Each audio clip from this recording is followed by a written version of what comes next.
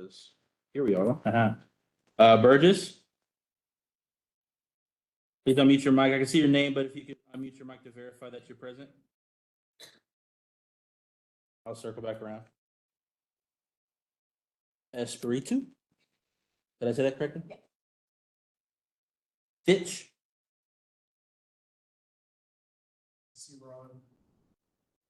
Glenn? Higa? Present. Imamura Uru? Zawa?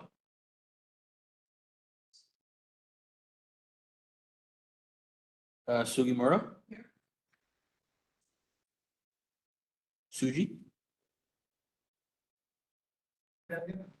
Suji? Did I say that wrong? A little bit? Okay. Whitfield? Here. Gotcha. And Wood? Here. Gotcha. Okay, we have quorum. Yes. Okay, ready. All right, let's start with the monthly reports on the Honolulu Fire Department.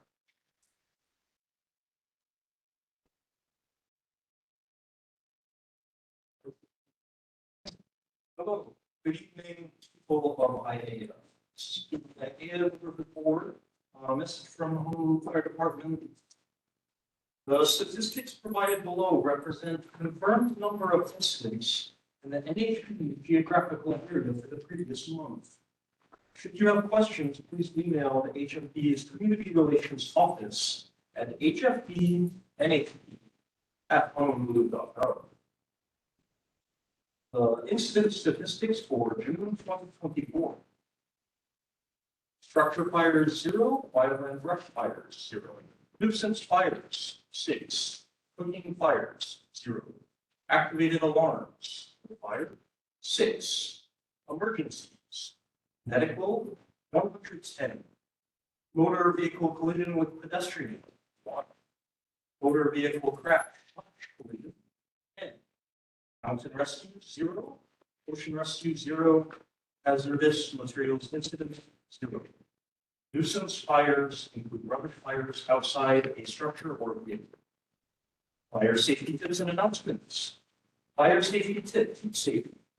Hawaii has some of the highest average annual relative humidity in the country. When it is too humid, bodies have a hard time cooling down, which can lead to heat-related illness.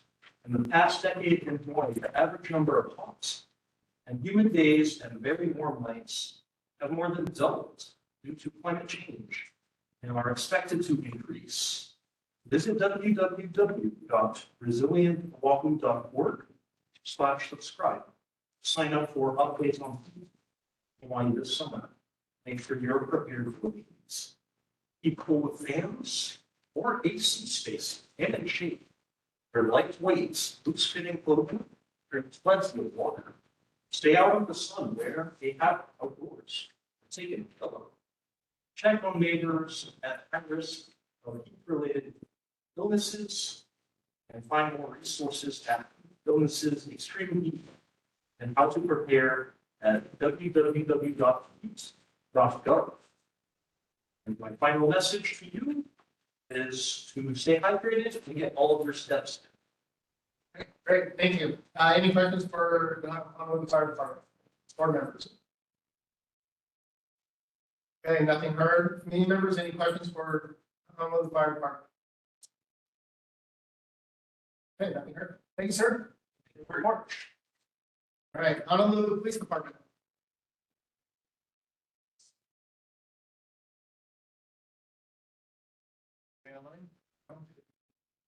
Nope. No HPD. And we're going to go ahead and move on. Board of Water Supply. Tracy. You can sit wherever you want, Tracy. As long as we can hear you. Good evening, Chair Wood, members of the Aiea Neighborhood Board, and members of I'm Tracy Burgo at Board of Water Supply, here to provide you with a monthly report. There were two main breaks that were reported last month in this neighborhood board district. On June 3rd, there was an 8-inch main at Kipi Kua Street, in Newtown. And on June 5th, there was an 8-inch main that broke up in Aiea Money Place, and that was in Palapa Heights. As far as general water announcements goes, everyone is invited to our 2024 annual vendors plant sale at our Palapa Zero Skate Garden, located at 99-1268 Aiea Street on Saturday, August 3rd, from 9 a.m. to 3 p.m. This 3-acre garden, a lush oasis nestled in Palapa Valley Central Park Industrial Area, is a live display of drought-tolerant and native plant varieties. Admission is free. Park on Aiea Street and catch a free shuttle to the garden.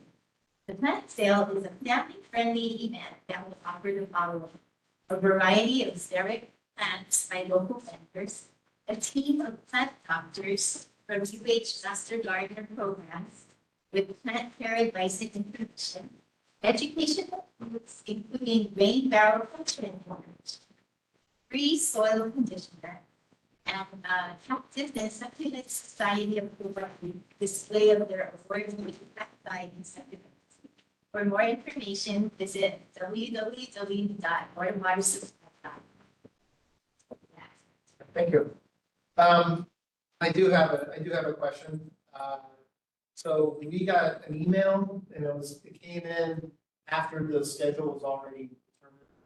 This, but it deals with the storm drainage project. Remember you guys briefed this a couple of years ago about setting up a different department for storm drains and having a separate charge associated with that?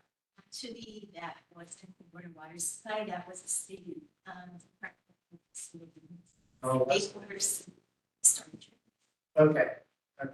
But normally don't we pay for the storm? Is that part of our water supply? Like our water bills, that is part of sewer, right? And like storm runoff and things like that, right? I thought that's how it was explained. I'm not sure, Okay. but my understanding is that, and, I'm not speaking as an official. Yeah, I get it. So stormwater is the water that's runoff that goes into the streets and into the storm drains. What you're paying for on your water bill is the sewer charge, and that's the wastewater, so. Coming from the house or. Exactly. Or something. It goes down the drain. Got it. Okay. All right. I think it's Department of Environmental Services. I just put up email. Okay. So I know that clearly this doesn't have anything to do with water supply, but kind of has to deal with water in general. How do we want to tackle that? Because they're gonna have meetings like in between the next time we have, them. We just can't sit up, right? And we need to get it on the agenda. So how do we do that? What was that? I'm sorry. So we need to add something to the agenda tonight. Is it like a presentation or? No, it's a discussion about who's gonna represent this board at a particular meeting. You can make that decision tonight. Okay. Yeah. Being on the agenda? If you want to add to the agenda, you need that 2/3, and your 2/3 vote count would be 10. I do believe you do have 10 present. So somebody just needs a motion and second it, and then we need basically down this vote. Yes, if anyone wants to be added to the board to have the official discussion on it, you would need a 2/3. Which Okay, is 10. got it. Okay, thank you. Any questions for the Board of Water Supply from board members? I heard somebody online. Chair Wood, Yes, go ahead, Nancy. would that be something we could use or put towards the setting up of committees? As a committee? A Yeah, separate- I think so, Can you just do that then? right, and then have the committee members actually attend those meetings. Yeah. Okay, all right. Any questions for Board of Water Supply? Okay, nothing from board members, committee members, any questions for Board of Water Supply? Okay, nothing heard, all right. Thank you. All right, thank you. Okay, stadium authority. Chris and Sam. Aloha Chair Wood, members of the board and members of the community. Chris Kinimaka from the Department of Accounting and General Services. Welcome back from a well-deserved break in June. If you've been paying attention to the news, you've heard that our procurement also had an interesting development last month, but I'll go ahead and I'll go backwards in time a little bit to refresh everyone that in March of this year, we did select 2 priority listed offers that were prepared to enter into the proposal process with us. In May, your community got to meet with the 2 teams to let them know what you're looking for, you know, your hopes and dreams, your desires, and your aversions for the district. And sadly, last month on June 18th, one of those teams did notify us officially that they have decided to withdraw from the procurement process. That team was the Wyola Development Partners, who really did a lot of soul searching on their decision. We had a lot of good discussions with them as part of our procurement process. We can say that our discussions with them were very constructive. They were very valuable to us to help strengthen our request for proposals process and making sure that we stay on our good 2 feet moving forward. We will miss them, but we wish them well on their other endeavors. They have a lot of projects under their belt also underway. What that does leave us with is the 1 remaining priority listed offer, and that's the Aloha Halava District Partners. They are committed and excited to move forward with the process. We are focusing on them and with them and the stakeholders to help them put together their best proposal process, excuse me. The process does continue with the proposals due in 3 weeks on July 31st. So we are looking forward to that. Then our evaluation committees and our technical teams will take over and assure the community that our procurement process will continue with all of the fervor and detailed review that was expected from day 1. The process was laid out to take into account the possibility of getting 1 proposal from the start, so those requirements do not get watered down. And as a matter of fact, with the added focus, we will be really crossing our T's and dotting our I's as we go through the evaluation of their proposal to ensure that we bring best value to the state. It's not an automatic shoo-in for them to be the prioritized or selected offer, but we are looking, as we said, to their proposals being delivered on July 31st. We anticipate being able to announce that whether or not they are the selected offer by September of this year. And with that underway, we would move into the due diligence and negotiations phase, looking forward to a contract in June of next year. So we are still very much on target for bringing the Aloha Stadium forward for the University of Hawaii season in 2028. So again, the withdrawal, while unfortunate for us, does not reduce the rigor with which we will evaluate the teams and make sure that they bring their best value and their best efforts forward. So with that, our nascent newsletter, I'll go ahead and share screen. Primarily just to, Chris, just a Oh. second, sorry. So does this increase the timeline? Like, does it move it up a bit since you only have 1 proposal to review now? what it does shorten the evaluation process. We're looking at a couple of weeks. We'll move as quickly as we can, but again, we do not want to compromise the process. So while we're looking at maybe 3 weeks being cut out of the process, we don't want to go too much more tight on that in a rush, because really we want to make sure we get best value and do our due diligence. So not enough time will be cut off to change the target date for construction completion, because the last phase is due diligence and negotiations. That was always intended to go forward with just 1 team, one preferred offer. So that process does not change. And we're confident that they're going to need the 9 months. The industry had told us it should take ideally 12 months. So the 9 months is also accelerated for us. Good question, Did the though. proposal Yes. team give you a reason why they backed out, other than that they just did soul searching? Well, for them, they were really looking forward to putting their best team together. We know from looking at their team and the work that they've done, they really were committed to wanting to benefit the state as much as possible. They took to heart everything they want to bring to the community.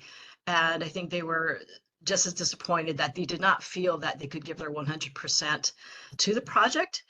With that, we part ways on very positive and supportive ground. And then one more question, sorry to interrupt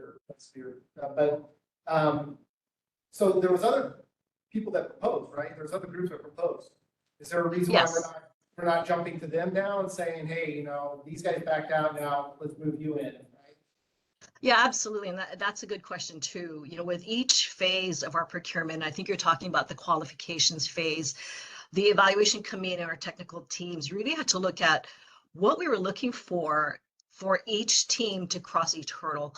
So in the qualifications phase, although we did have other proposers, we did have to see if they met a minimum standard or quality standard that assured us that they'd be able to do a good job and bring the best value to the state in the proposals phase. So when we did whittle down to say just the 2 teams, for example, instead of 3, it was done with that in mind. So we would not at this time go back to one of those teams, primarily too, because they haven't been engaged since the time that the selection was made and announced in March. So if you can imagine, there's all that work that they need to do to put together by the end of this month. It's doubtful that anyone would be able to put together a solid proposal. Keep in mind the proposal has a rigor where the team has to also make commitments, statements of commitment. For example, the quality and design of the stadium, what they're going to do on their financial plan, how are they looking at their district master plan. So it's not really something that you can just go to an old team and say, hey, guess what? We're going to put you back on the docket. Can you throw something together? So with that in mind, we're going to continue with this one team. Okay, great. Sorry, continue on. Yeah, no worries. I just want to quickly share our, there we go, our newsletter, just so folks know to check it out, because we do get into details on what happened with the withdrawal of Wyola Development Partners. We discuss the proposal process, and we show that we are in this proposals phase, moving into diligence and discussion in 2025 and going to the end goal. More importantly, we also have frequently asked questions that we update every month. So you can get really into a lot of the nitty-gritty questions, some of which you were asking just now, Chair Wood, where you get into what happens with one offer. Are we really sure we're going to get quality? Is Halava District Partners still required to submit a proposal? Absolutely. Those requirements do not change. So I just go ahead and encourage you to, if you get the newsletter, click on the FAQs. And if you don't, then check out our nasa.hawaii.gov website, and you can pull up the newsletters there, go straight to our frequently asked questions to get more information. And with that, I'll go ahead and invite Samantha Spain to give an update on the current events at the stadium. Thanks, Chris. Good evening, Chair. Good evening, Board. Great to be back. We had a busy summer. We just wrapped up our 50th State Fair this past weekend. Saw a lot of new faces coming in for our kind of new ride that they had. It was going crazy. So we saw really a lot of traffic with the 50th State Fair. So we're very happy for them. Monster trucks came back as well the last 2 weeks. Moving forward, we do have a couple events coming up this Friday and Saturday. Again, this is with TMR events. So on Friday, we do have the KCCN FM 100 birthday bash. That again will be in our upper Halava lot. It'll be the same layout as in the past. We do expect attendance to be roughly about the same that we have been seeing for the last 3 events.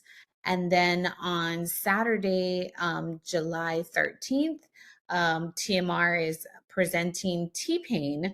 There is a whole new generation that knows T-Pain now. So that concert, again, will be up in our upper Halava lot. Again, still anticipating the same amount of crowd. We have made slight changes to our ride share based on feedback that we had received from the community. So everything will actually be more towards our business access gate and upper Halava lot versus kind of lining them up along Salt Lake Boulevard. We started that back on 50th State Fair, and it has been going very well. We have been in communications as well with the ride shares like Lyft and Uber. So they are aware of the drop offs and they will be sending it out to all of their riders. So we do anticipate a smooth transition with this event as well. And then following that, we are actually celebrating our 45th anniversary with Swap Meet this year. So we have lined up various events on July 28th from 10 to 4 p.m. So over the 4 decades, we're actually celebrating over 4 months. So starting in July, it's going to be everything 80s. We have transformed the hospitality room into a roller skate rink. So that'll always be fun. And then out by our volcano area, we'll be doing 80s aerobic style workouts. We'll have art and retail vendors all the way selling from the 80s toys and shoes. Our vendors are also getting involved where our first 250 people will receive commemorative tote bags. So it's a really great event that we're doing starting in July, running that all the way through October, hitting all the different decades with the swap meet at the stadium. And all of that information actually will be on actually is on our website at alohastadium.hawaii.gov. And I believe that's all I have. Okay, thank you. Board members, any questions? I know Lawrence, you got a question. Yes, from the community side, because there's only one bidder, I have concerns that we're gonna get our best value for the money spent to put up the new stadium. As far as check and balances, how is the state gonna assure the community that we're not gonna have a lot of cost overruns or change orders? Because every major project that the state hasn't been involved with, there's been huge cost overruns.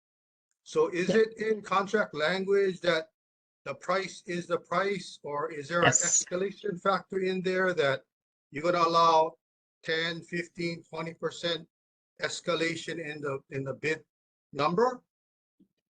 So one of the most unique things about the stadium project in this public-private partnership, and what made it challenging as well, is that we've made it very clear that there is one injection of state funding at the beginning, and that's the $350 million that we're investing for construction of the stadium and the initial infrastructure. All other costs are borne by the developer.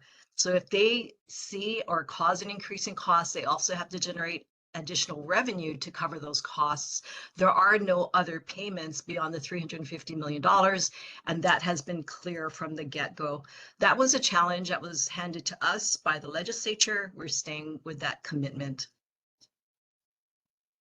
Okay, yeah, I understand when the state makes these commitments, but I can almost guarantee you that things are gonna fall out. The developer might have to reduce scope of work to meet their budget. Yes.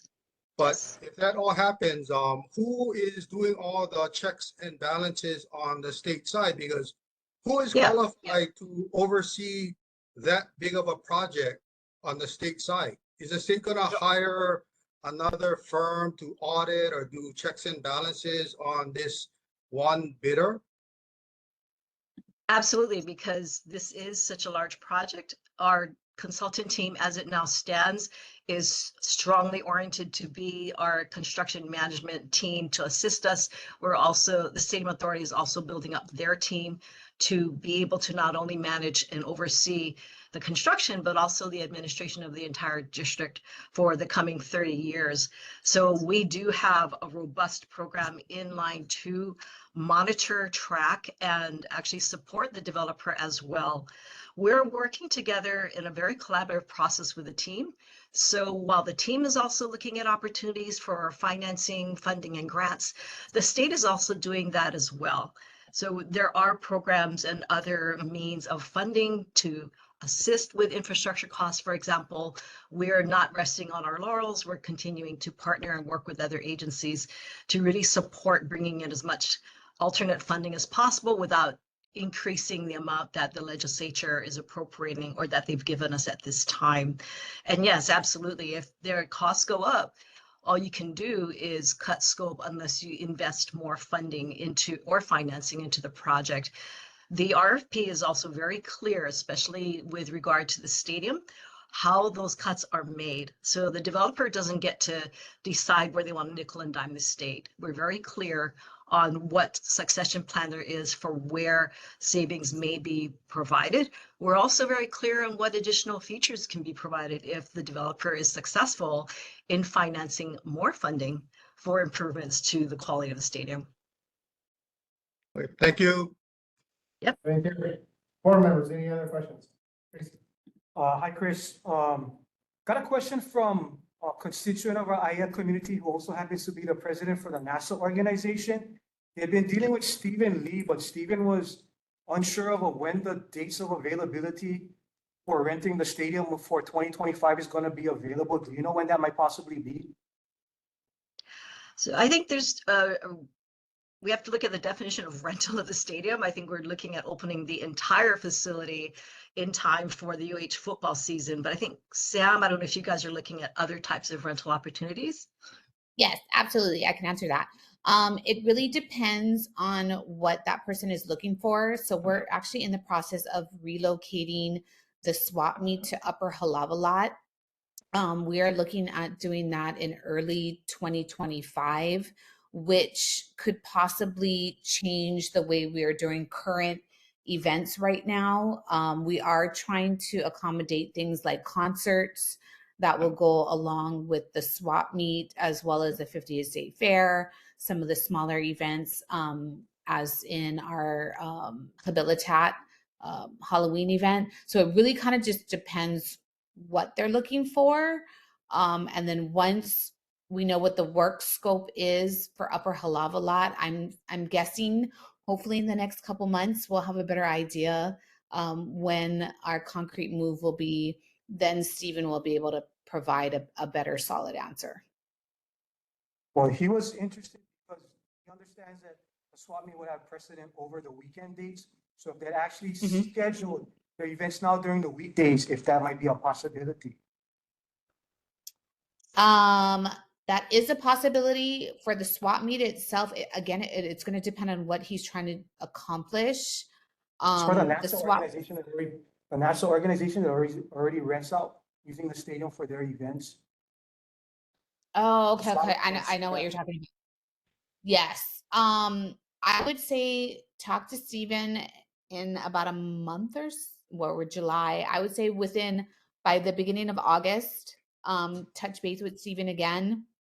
Hopefully we'll have a better idea. Swap meet, we are looking to bring in permanent or semi-permanent retail units. So I think he's just working on the layout of what the Upper Halawalat is going to look like. Okay, thank you. Any other board members, questions?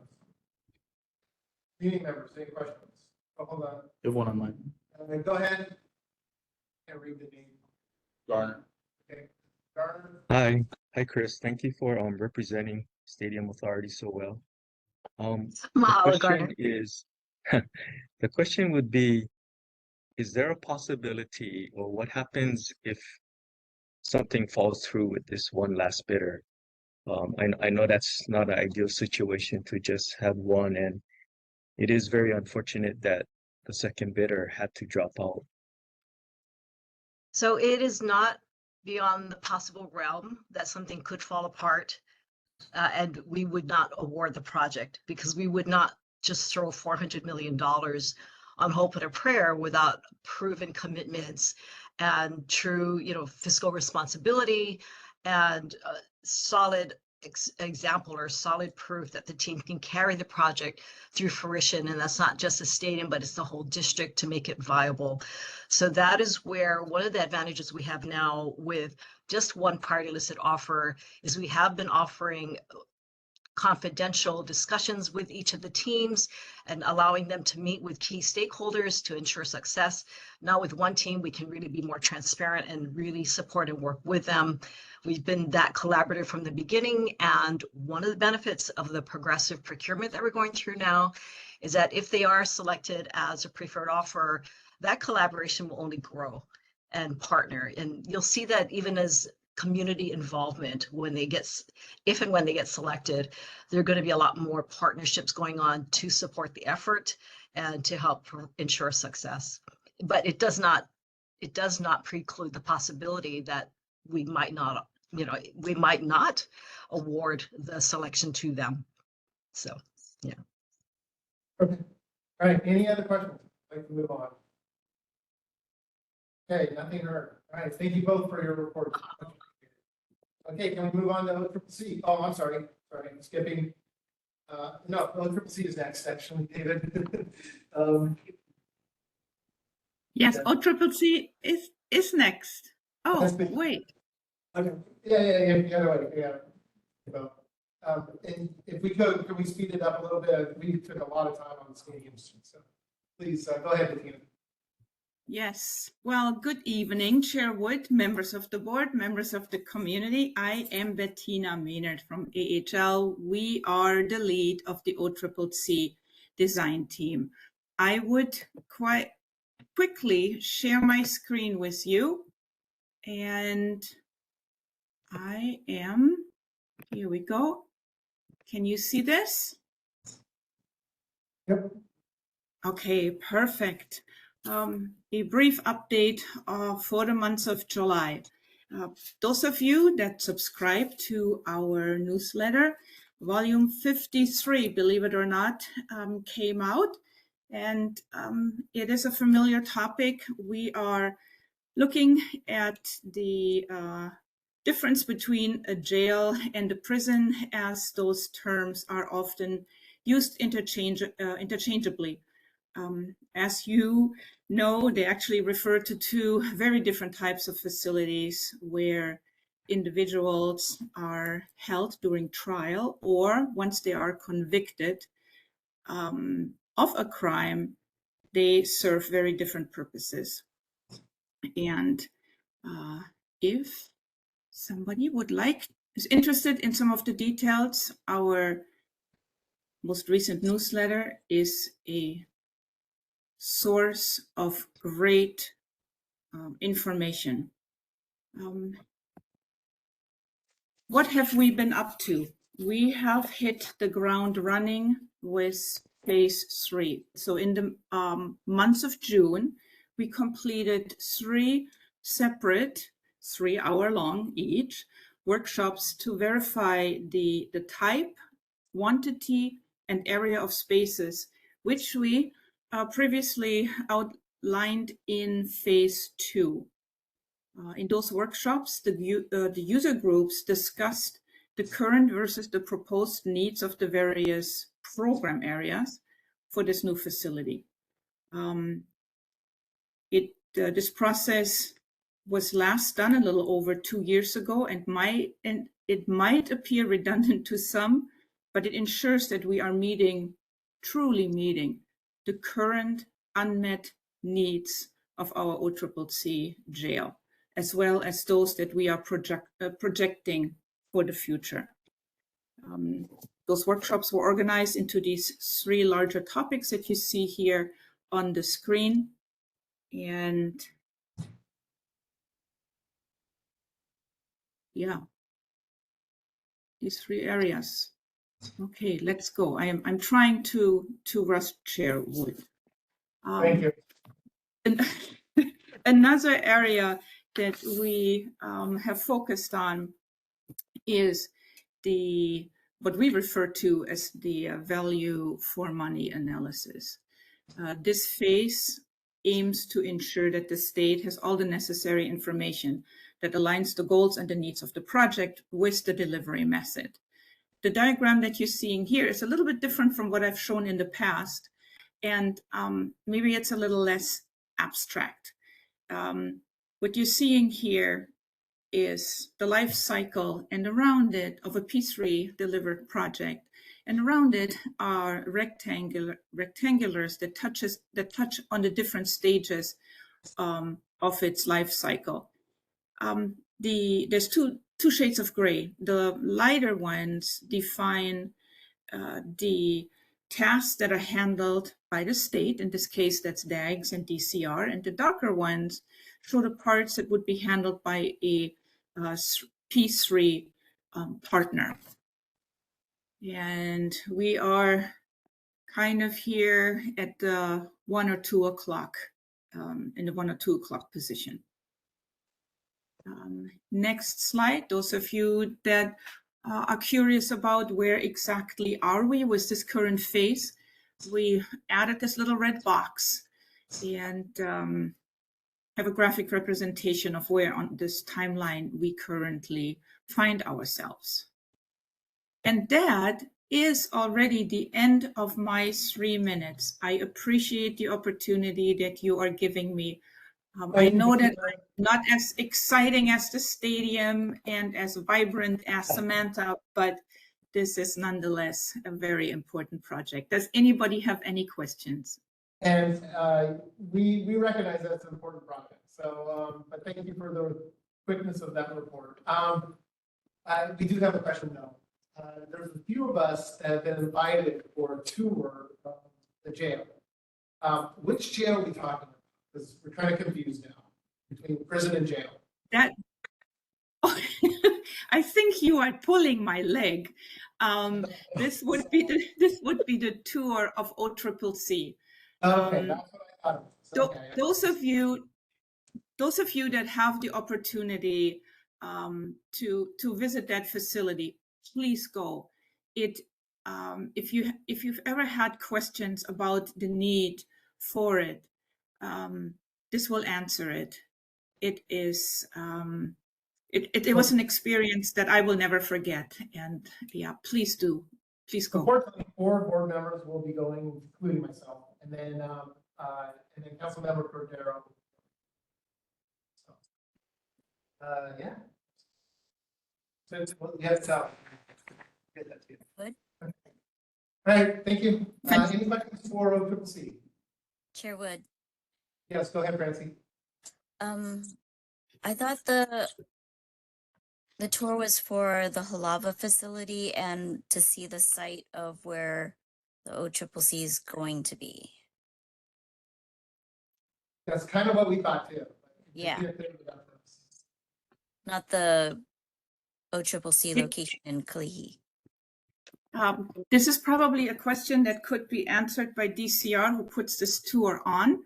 However, the tour that I know of is or that I was involved in discussing at one point it would start at the current OCCC and then move over to the current site of the animal, the current site of the animal quarantine station. That makes sense. Okay, all right. Okay. So they give us the perspective of what it is at the present, and then they tell us what the future will be. Okay, got it. Okay, thank you. Francie? You good? Thank you. Yeah. Okay. All right, any other questions from board members? Okay, nothing heard. Community members, any questions for OCCC? Okay, nothing heard. All right, thank you, Tina, for your report. Much appreciated. Okay, thank you. Yes, I appreciate the timeline, by the way, too. I like that. So that's good. And we have targets. Okay, Pro Ridge Shopping Center.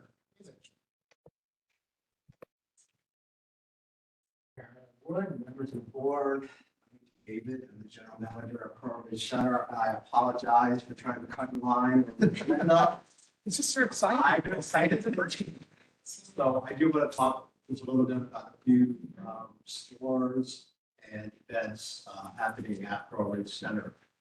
It was announced in May that, yes, we have signed a lease with Planet Fitness, 14,000 square foot gym, very affordable, state-of-the-art health and wellness option that's coming to our community. We're all very, very excited. It's a very reasonably priced gym. And we're keeping our fingers crossed that they'll be able to start construction in the first quarter of 2025.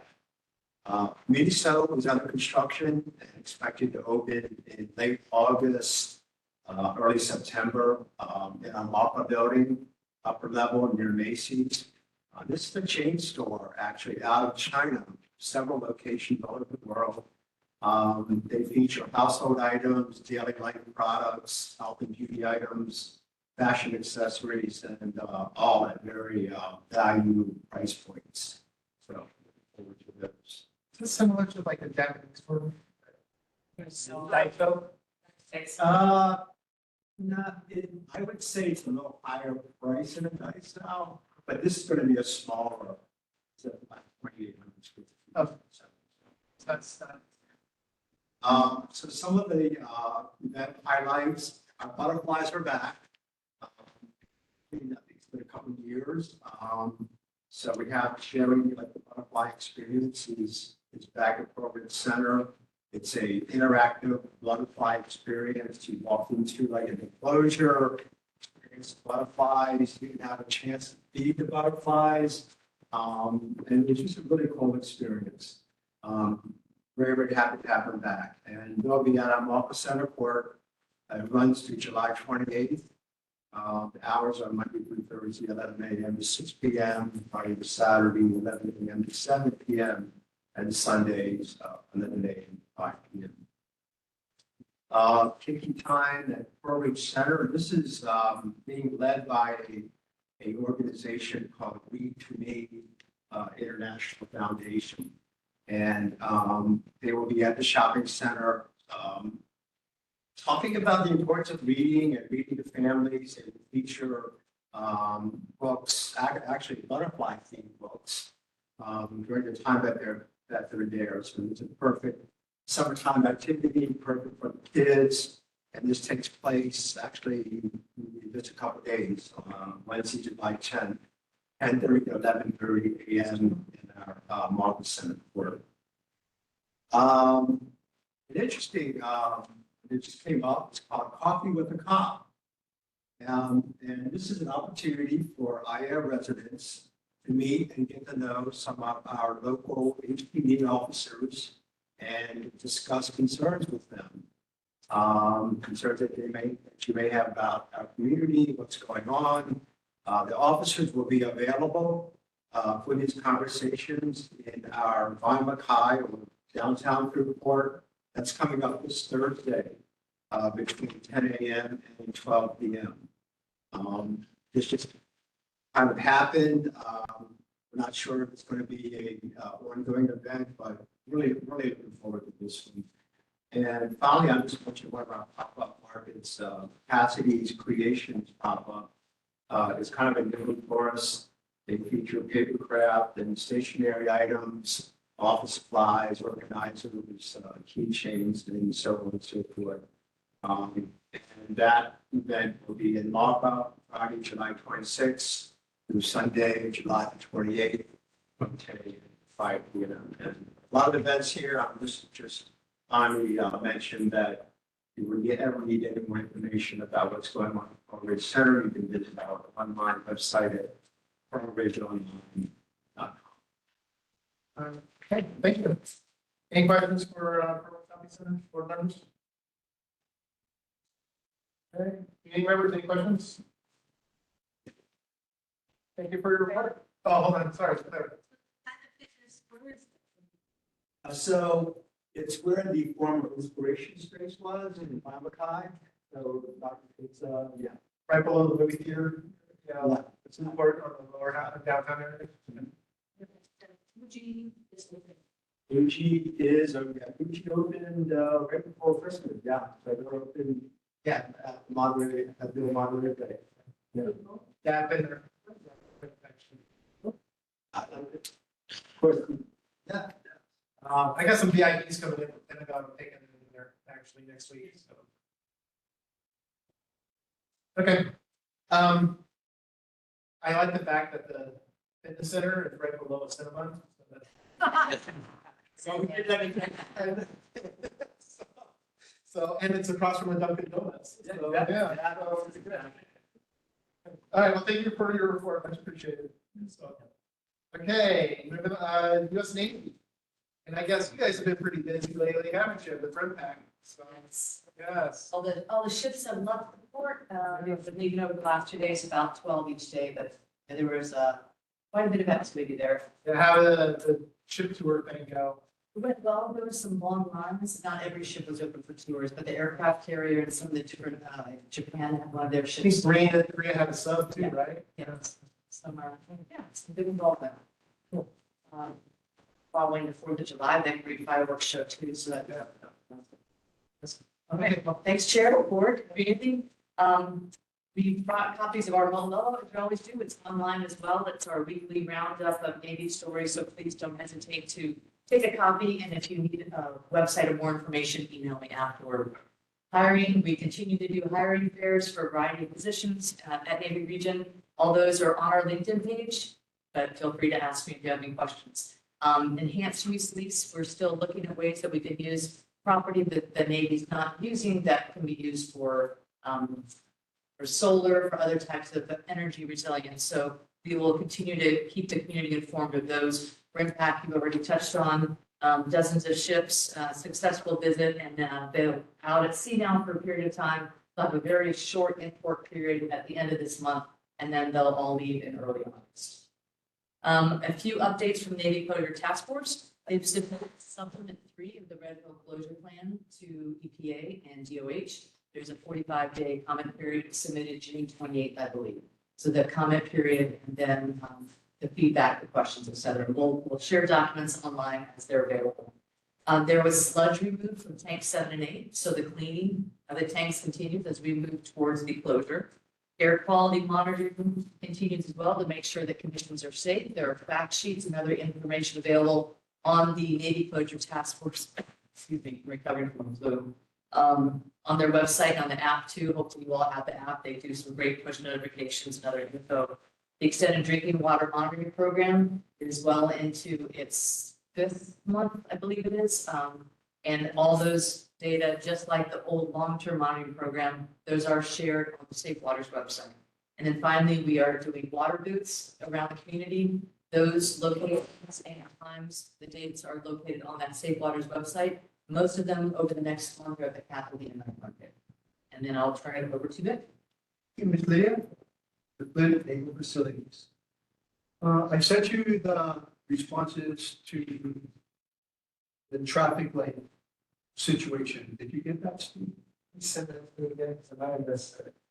Yeah, I have a copy with me, but I know you have it, but I saw that was sent. But they're all being addressed. Everything is being addressed to Radiant Cordero's office, plus a host of others. You'll see the CC. So that's good.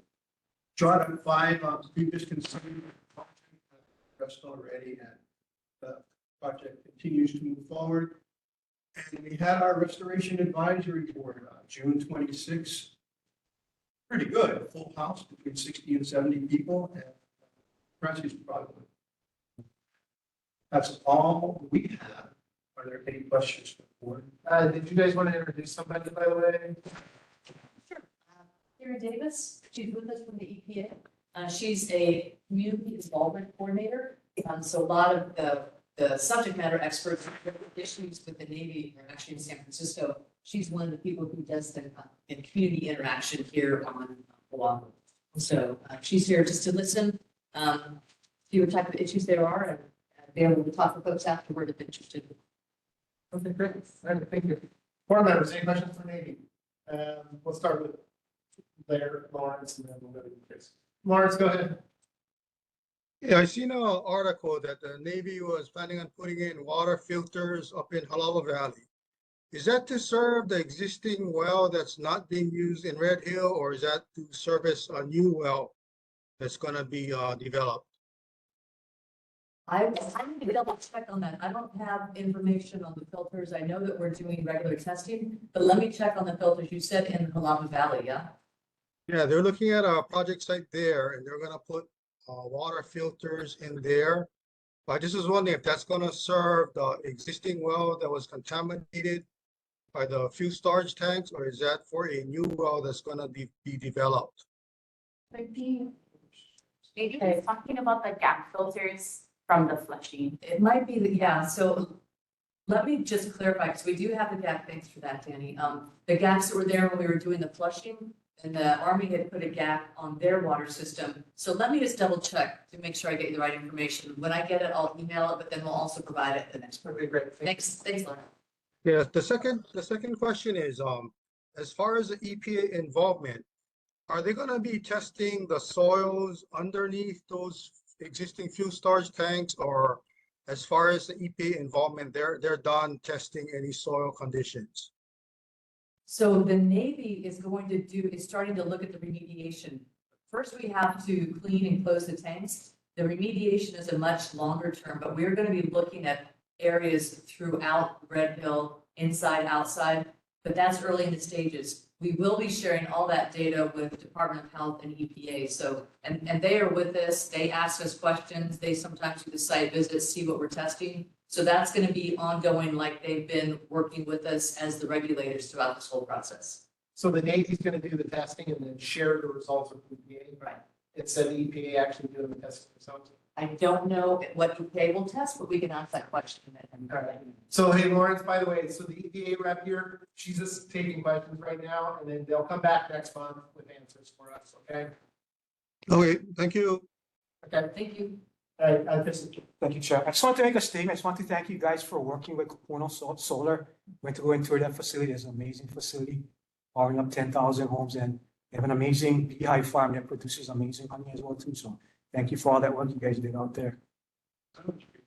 Thanks. I think it's a good success story to see how they moved the bees out and brought them back, and now they have sheep there too. So, I mean, that whole extended use lease, those are really powerful ways to benefit. So thank you for that. All right, Camille. I have just a couple questions. In terms of the air monitoring, is it just on Navy property, or are you also monitoring in the different communities? I believe it's just on the Red Hill property itself. I'm looking at the Navy Closure Task Force rep stuff. Do you know where the air quality monitoring stations are? Air station, mine is at the base of Red Hill. Then the other is, I know it's mapped on our Navy Closure Task Force. But not in the actual community though, yeah, just on This- this- They're concerned. Well, I mean, if we're talking about actual impact to the community, if we're only monitoring in a specific area, it's Halawa Valley, the wind whips in different ways. And so if we're not actually monitoring impacts on communities, that's a concern for me. There's one supposed to be a prison as well, there as well.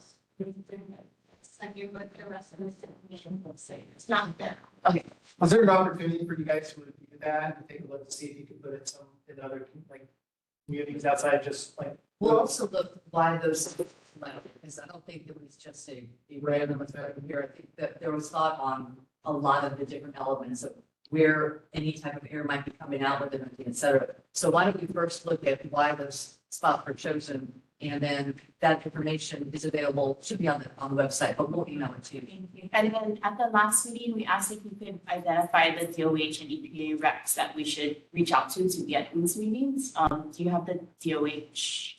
No, I think actually, you all were talking about reaching out to the governor's office. So, I worked with the DIO, but I think the board was gonna reach out to them. But then I did reach out to the EPA. Again, they're subject matter experts for San Francisco, with fairness and community involvement, rather was changed to us. I'll follow up. All right, any other questions from board members? Committee members, any questions? You guys got it easy. All right. Thank you. By the way, RIPAC looks like it's been a success, so things are going well. Some great photos on the Division websites that really. I was in the Class 6 store the other day. I saw a bunch of Indian Navy personnel, loads of Miller Lite beer under their arms. I'm sure they are. So, all right, thank you. Okay, State Department, DOT, DC, Mr. Avi. Good evening, Chair. Folks can see my screen here.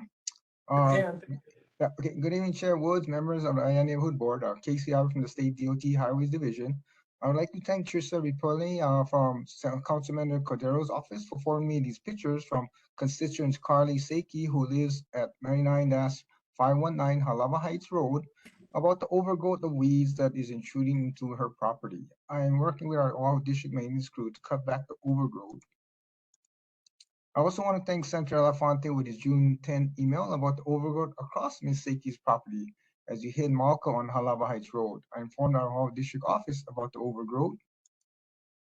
I also want to thank Senator Elefante with his July 3rd email about replacing the missing and damaged linears on the Pro City and Aiea on-ramp heading westbound. I'm working with our Hall District office replacing these missing and damaged linears. I apologize to Senator Elefante, but I misread his email. He meant the Aiea off-ramp and not the on-ramp, but I'll check out the off-ramp this week. At the Mays meeting, I mentioned I received an email and Google Map from Tricia Riopelle from Council Members Cordero's office expressing that constituents concerned about potholes along the eastbound on-ramp to Moanalua Freeway. During a quick field investigation today, our maintenance crew have filled the potholes. On June 3rd, I received an email and picture on the left from Senator Elefante about an abandoned burned vehicle and illegal dumping off the Kamehameha Highway before the South Lake Boulevard in the Aiea South Lake area. On June 13th, Tricia Riopelle from Council Members Cordero's office sent me the picture on the right and confirming that the area belongs to the State Department of Land and Natural Resources. I contacted Barry Chun from the Department of Land and Natural Resources, and they were going to investigate it. I didn't get a reply from Barry, but doing a quick field investigation today, I did not find any abandoned or burned vehicle. But I did notice illegal dumping and one gate that was open and another gate closed but unlocked. I sent an email to Barry to follow up. At May's meeting, I mentioned a new homeless encampment returned along Lilia Place near the Aiea Heights Drive overpass since we had not installed a new gate. During my field investigation on May 22nd, the homeless encampment was removed, and our homeless coordinator is doing weekly checks on this area until the Oahu District Office can install a new gate. I received an email today from Senator Elefante about another homeless encampment at the intersection of Palimomi Street and Kamehameha Highway. I did a quick field investigation today.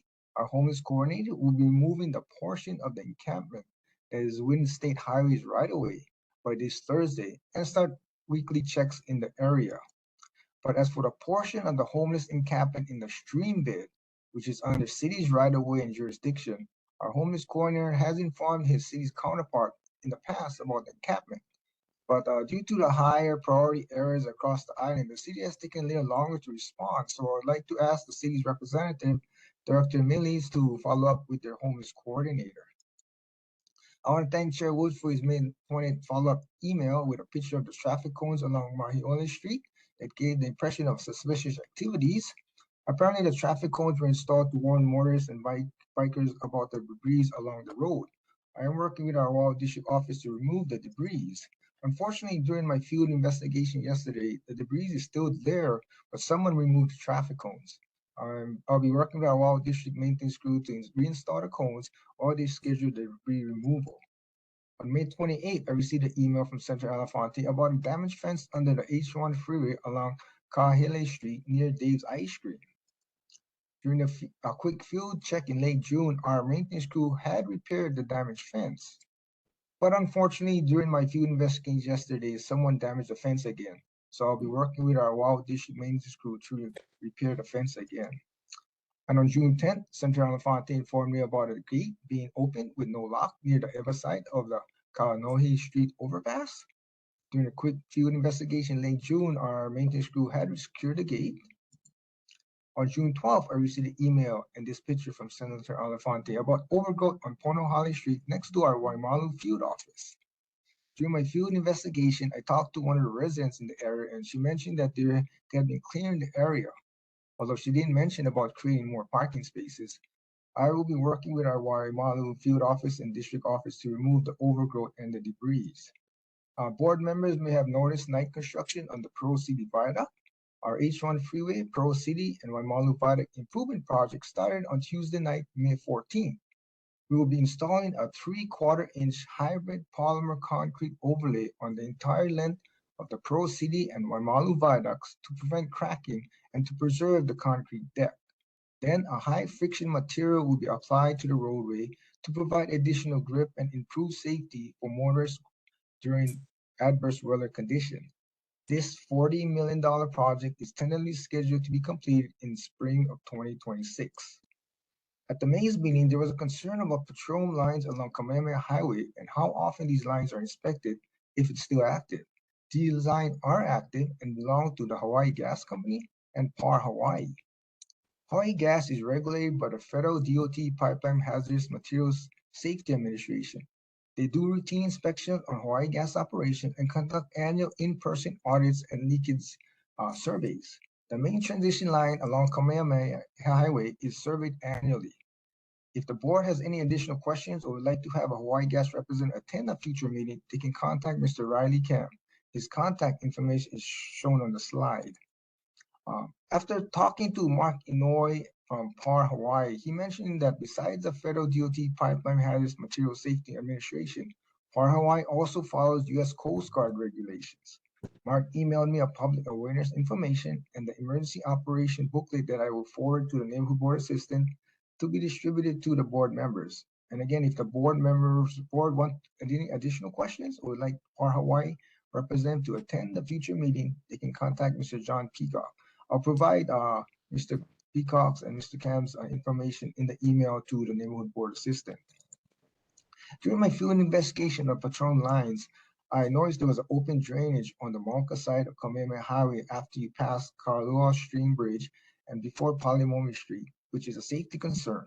I'm working with our hydraulic design section and our water district office to cover the open manhole. I'll report back at a future meeting when the cover is installed.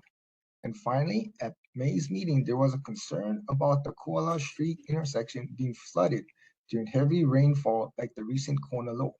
Our traffic branch has the lead with managing a consultant who will be implementing a hard recommendation to install a new signalized left turn lane at Koala Streets, which will include additional drainage inlets on the Mililani side of the Kamehameha Highway. This concludes my report. Board members or elected officials can email me any concerns they have about the state highways. If you can attach pictures or a Google map of the location of the concerns, it would be greatly appreciated. I can take any questions at this time. I just say I'm thoroughly impressed by that. So thank you so much for doing that. And you should hire Senator Alfonte to DOT because it seems like he was a pretty busy guy last month, taking lots of pictures. So, but thank you for that. Board members, any questions for DOT? Okay, meeting members, any questions for DOT? All right, nothing heard. All right, thank you, sir, for your report. Highly informative and appreciate the pictures, by the way. So thank you so much for that. Okay, we're gonna move on now. Board business, we have a vacancy in Sub-District 4. Is there anybody who wants to be a candidate for that particular position?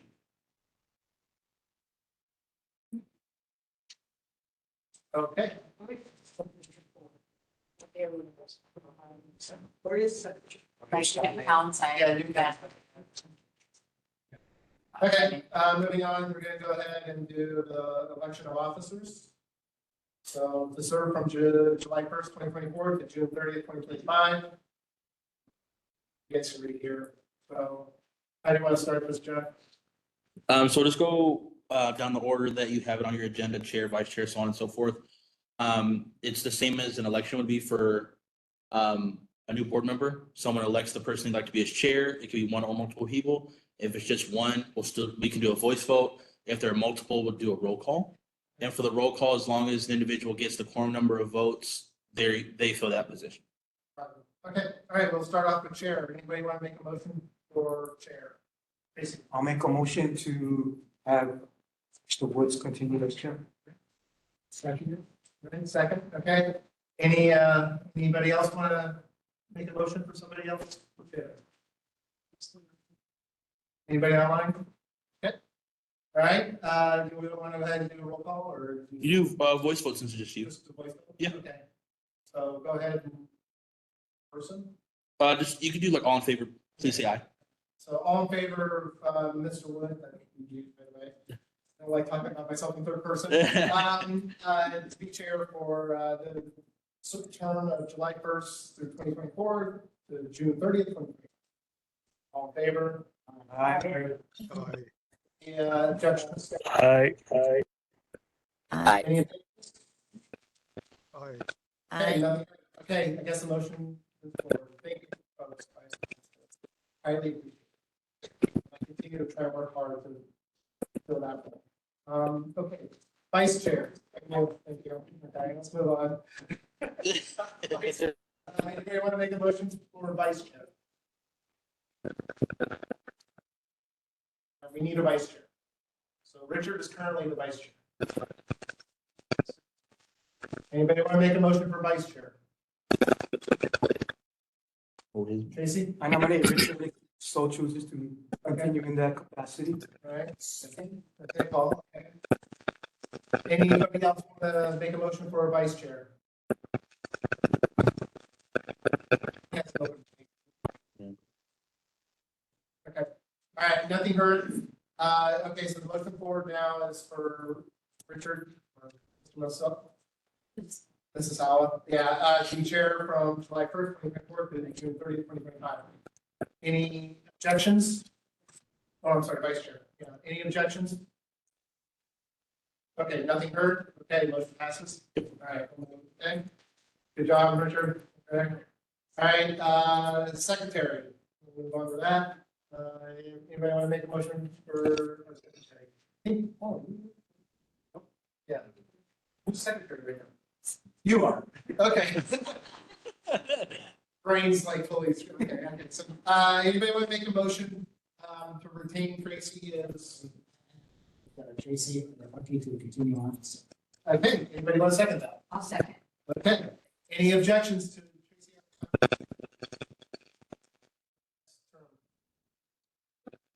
Sure. Okay. Motion passes. Okay. Treasurer. Same thing. So we will. Ron. Ron. Okay, so, but Ron's not here. Currently, yeah. Tracy? I make a motion to keep Ron, but if he's not here, can we still do that? Yeah. So if there's a member that's absent, that's the current member, we could just be on the next month's agenda if no one else is elected at this meeting. It still has to be open for an election, but if no one's elected, then it could just get put on the Do next you want to agenda. defer that? Sorry, what was, This is for the motion for a treasurer. Is there anybody that would like to make a motion for somebody to be treasurer? Currently, it's Ron. But if nobody wants to do it, we can defer and wait till Ron shows up at the next meeting. So does a motion have to be made to defer then? No. It'll just move as an open agenda item for the next meeting. Okay. I have heard nothing in terms of anybody, any motion for anybody else, so we'll defer that one, and we'll go to the next meeting. Okay, and then Sergeant at Arms, that used to be, yeah, and so now, do we want to retain that position, or? I don't think we need it because it hasn't, she's been gone for a majority of this president year. How's everybody else feel about that? Okay, and anybody online agree with that? We'll go ahead and remove that position. We don't need to make a motion for that. Okay, nothing heard. Okay, so we'll go ahead and remove that. And I think that covers everything. So congratulations to pretty much the status quo. Okay, all right. Let's go ahead and move on. Determination of recess schedule up to 3 per year. So currently right now, it's what, June, November, no, August and November, right? No, it's not August. December, June, and what else? What's the other one? August? Which one, Francie? August. Is it August? I know, Chief. I've been doing this all under my hands. Okay, so do we want to retain that schedule? Well, the recess used to be in May before when Chair Clark was. Right. Yeah.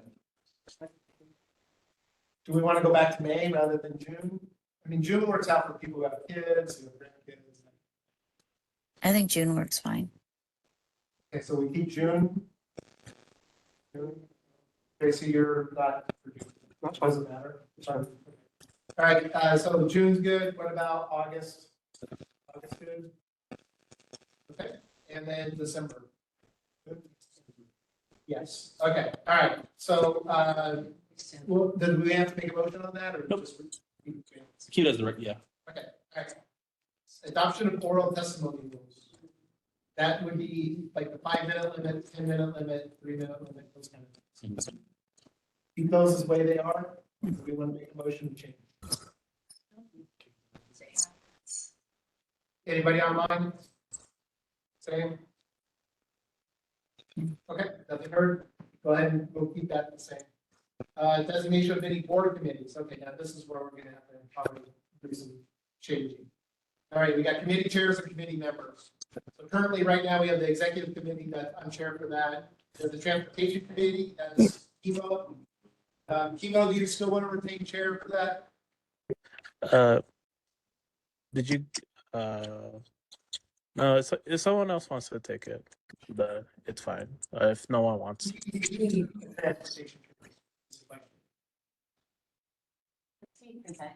Exactly. Yeah.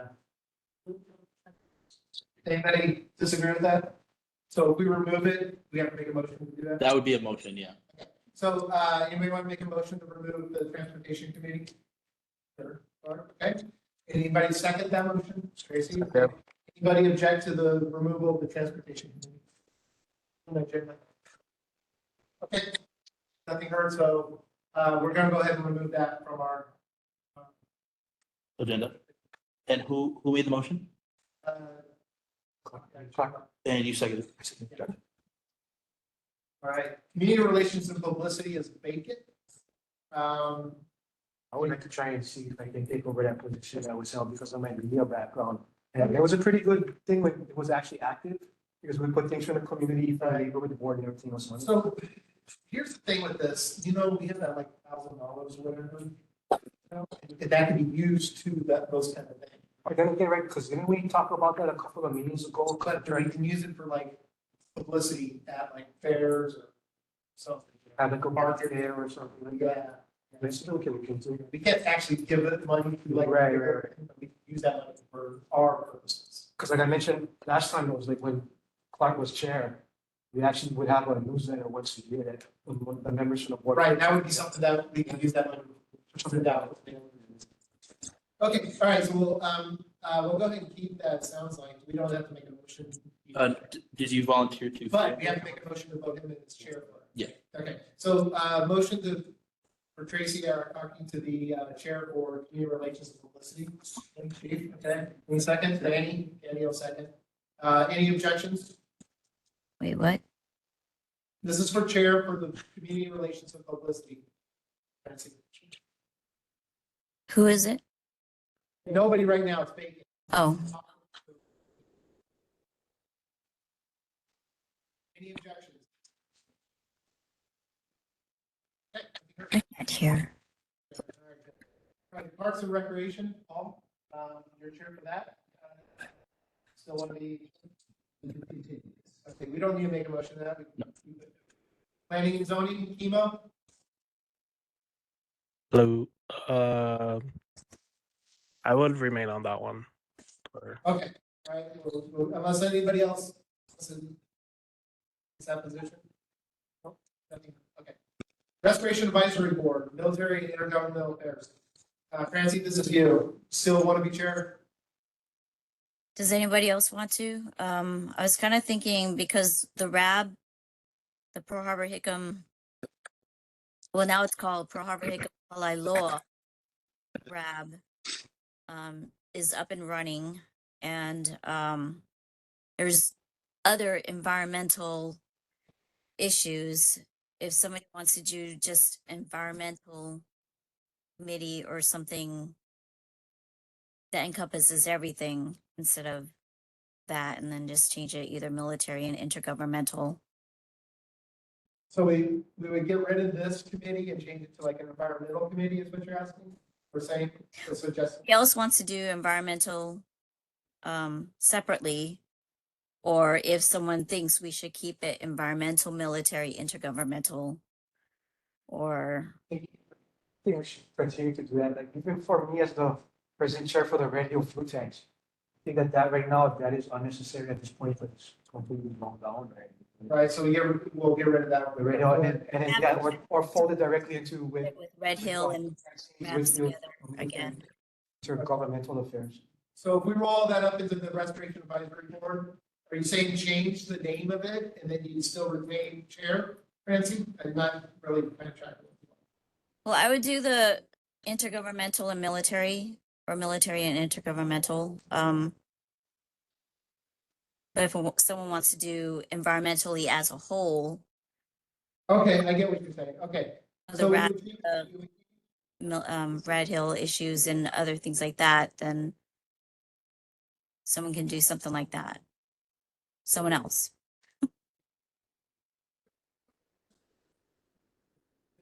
Hello? Can you guys hear me? Yeah, we can hear you. I didn't hear anything just a little minute ago. Okay. It's the audio's been cutting in and out sometimes. Yeah, because of where the mic's placed.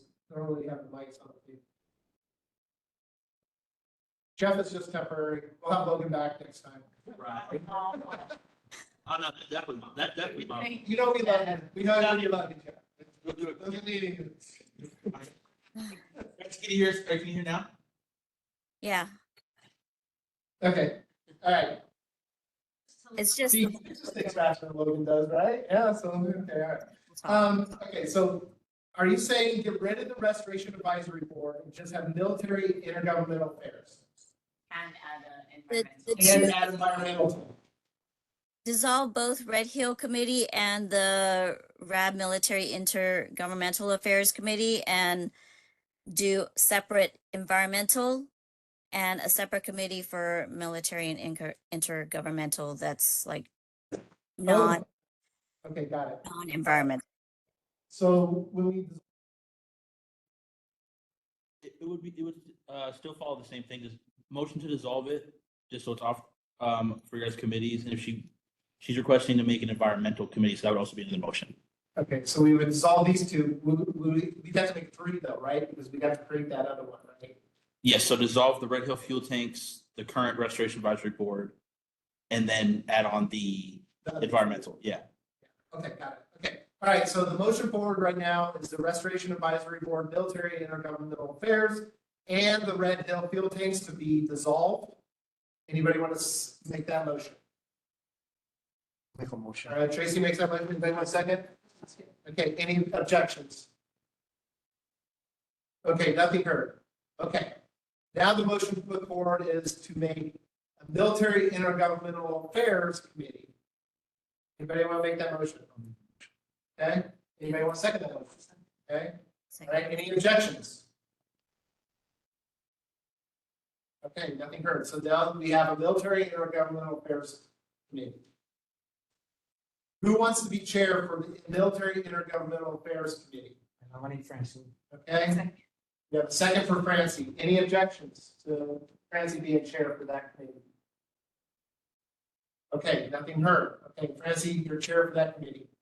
Okay, now we're going to make a motion for the Environmental Committee.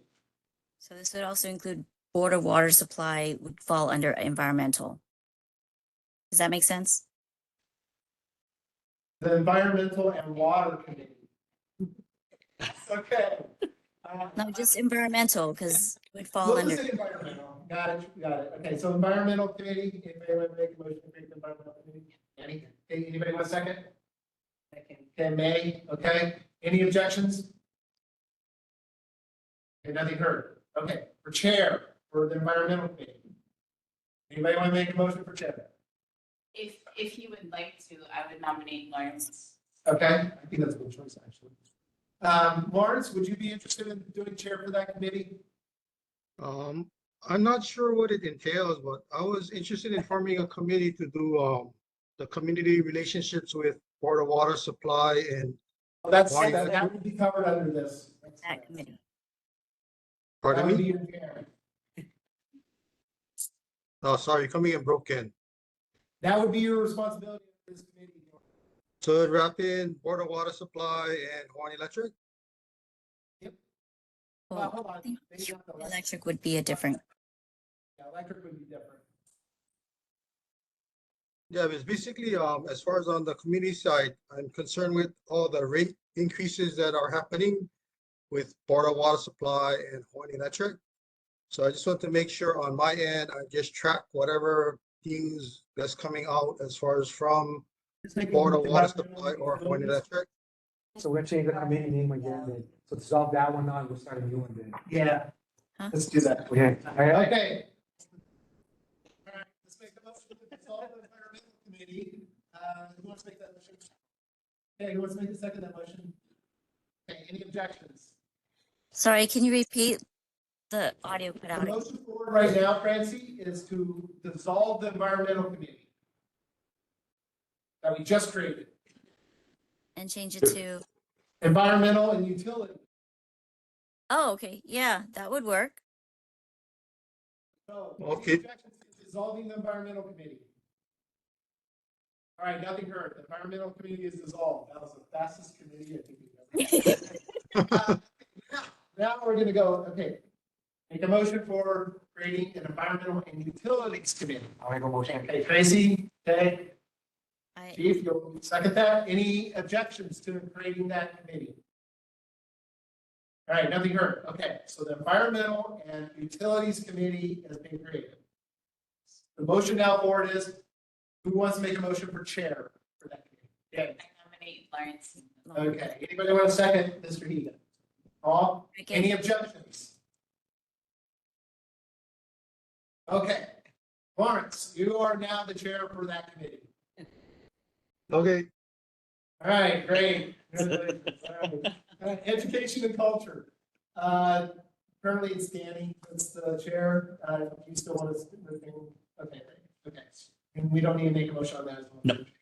Okay, all right, so now we're done with. Okay, moving on to 3 absent letters for board member Chemo Burgess. I saw Chemo, you're on today. I see that. Hello. Does anybody want to make a motion to remove Mr. Burgess? Okay. Okay. Nothing heard. All right, we're gonna go ahead and yes, defer, not defer. So since the motion was made to vacate, he just remains a board member. You don't have to make a motion or anything for it. He just remains on He the, just remains on the board. Yeah. Okay. And is 3 letters starts again or? yes. Okay, so. Okay. Chair It's a Wood. 4th letter. We don't have to like redo it. It's, If he accumulates his 3 absences over the course of this next year, he would still get a 3 absence letter, it would still go on the agenda. okay. All right, sorry, Chemo, go ahead. No, sorry. I was absent on May because I just, I think it was the week before the meeting started. I actually got sick when I was on the continent in Nevada. And then I just like totally forgot. I'm actually currently not feeling well right now. That's why I'm not in person. But I do apologize about that. Well, appreciate the apology, but you really didn't need to apologize. We all have lives, and sometimes it just, that gets in the way of things, right? So, you're a valued board member. That's why nobody wanted to kick you off the board. So, okay, so you're fine. Don't worry about it. Thank Okay? you. And thank you, You're Chair. welcome. All right, Disability and Communications Access Board Concern Submission Links. So this was mine. So basically, I was asked to kind of promote this, the links. I'll post it. I can't post it in chat right now, but I guess I'll send it to you and Logan, and then you guys can add it in somewhere. I don't know how you're doing. Is this just it's a link, like a website? Yeah, they just wanted me to promote that link so that people could go to it and get information about, disability and communications. Gotcha. We can also add it to the minutes as well, the link. Okay, okay, yeah. We can do that. All right. And then last thing on the agenda for the board business is approval rate of the meeting minutes for Tuesday, May 14, 2024. Anybody have any corrections they want to make before we make a motion to approve?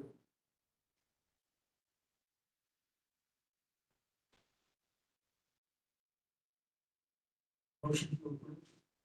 Anybody want to second that motion? Second.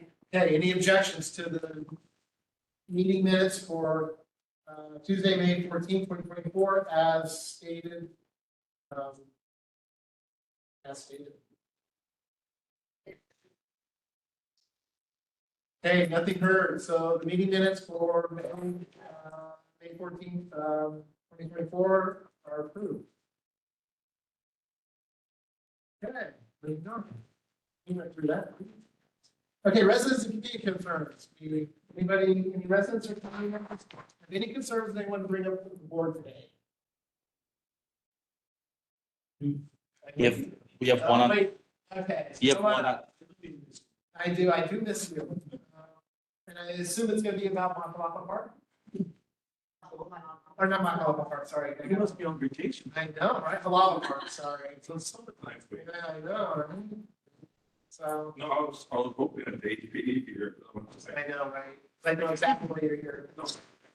You can help out. Okay. Yeah, I got a hold of. You guys can do it for us. So it's been helpful. It's been helpful. And, let me trouble now. We have another video. Okay. I don't know who talked about that. Okay. There's, Are they blocking off the parking lot at all or doing the hijinks like the other guys are doing? they're experienced politicians. Oh, okay, great. I don't have to say the expert. Yeah, I got it. Yeah, they're coming, Alright. they're taking over a part, and they're not there. The regional group is there. So can you explain to me what's going on exactly? Like, Oh, loud music, of course, a lot of drinking. has the city ever put up signs saying that there's no, There's signs, and they're still doing it? nobody. Okay. The drinking is not approved, about music. Oh, depending who you talk to. Yeah. And the biggest problem is observation. Right. So we're not getting no, I'm not getting no information back. And you can even actually. Rich. Work circle. And she always got to keep reminding them, they don't really get back. HPD does. But HPD has been coming in, we still haven't got anybody from Mockingbird to work with us to close the gates. So right now, residents put on the gates. Nobody else close the gates but the HPD, but it's not a job. Right. But sometimes some officers do. So hold on, so when the park is closed, Parks and Rec is not closing the gate? Okay. You always. In certain parts, Somebody who lives there. but there's certain parts that do have. They do have the parking permits, they do have a security company coming through. what park is this? It's kind of big, the outfit area. I used to. Yeah, but It's a big area. But it's two separate canopies, so you get two separate parking. And the main side is gets for a problem. Basketball, tennis, Yeah. volleyball. And the reason for that is because it's nice, it's like a little pocket. So you can't really see it from the road. But it's covered by residents. The residents are the ones that get in on it. I used to play. So even have a neighbor have to play tennis. Okay, so what are you recommending? Well, like I said, the big problem is parking recreation. It seems like nobody wants to. They can enforce it. They can lock the gate. Okay. They don't want to appoint or hire to lock the gate. That's the logical thing. Councilmember, You want me to reply? please. Because this each park is on. Yes. Okay, hi, everyone. Thank you very much. We've done drives, we checked out the signs at nighttime. So make sure that all the things that are able to be enforced are present, and that is what we did. HPD and myself have talked about a few options, and I'm pretty sure I've talked about it with you too.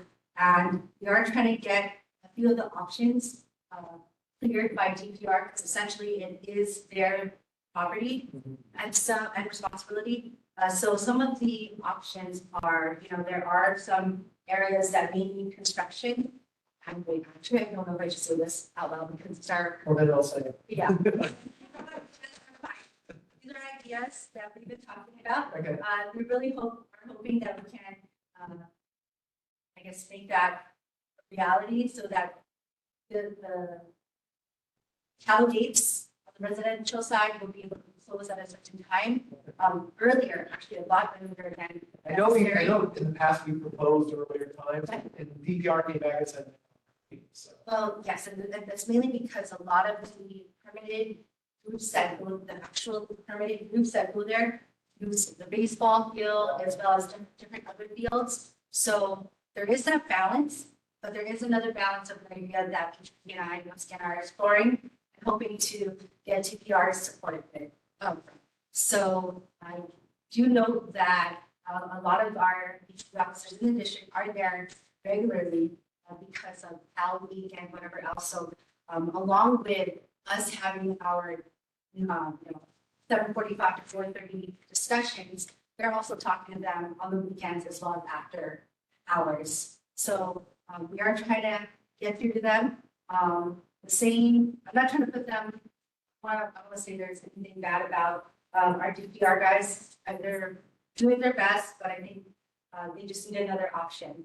There's also another idea from HPD too, relating to bathrooms that was given an idea that we want to see HPD and DPR enforced at Halawa Park, Halawa District Park for a pilot, but we're still trying to get that idea out. Okay. So, a few ideas, but not much action yet, and which I regret to share, but HPD and myself are doing our best for the neighbors as well.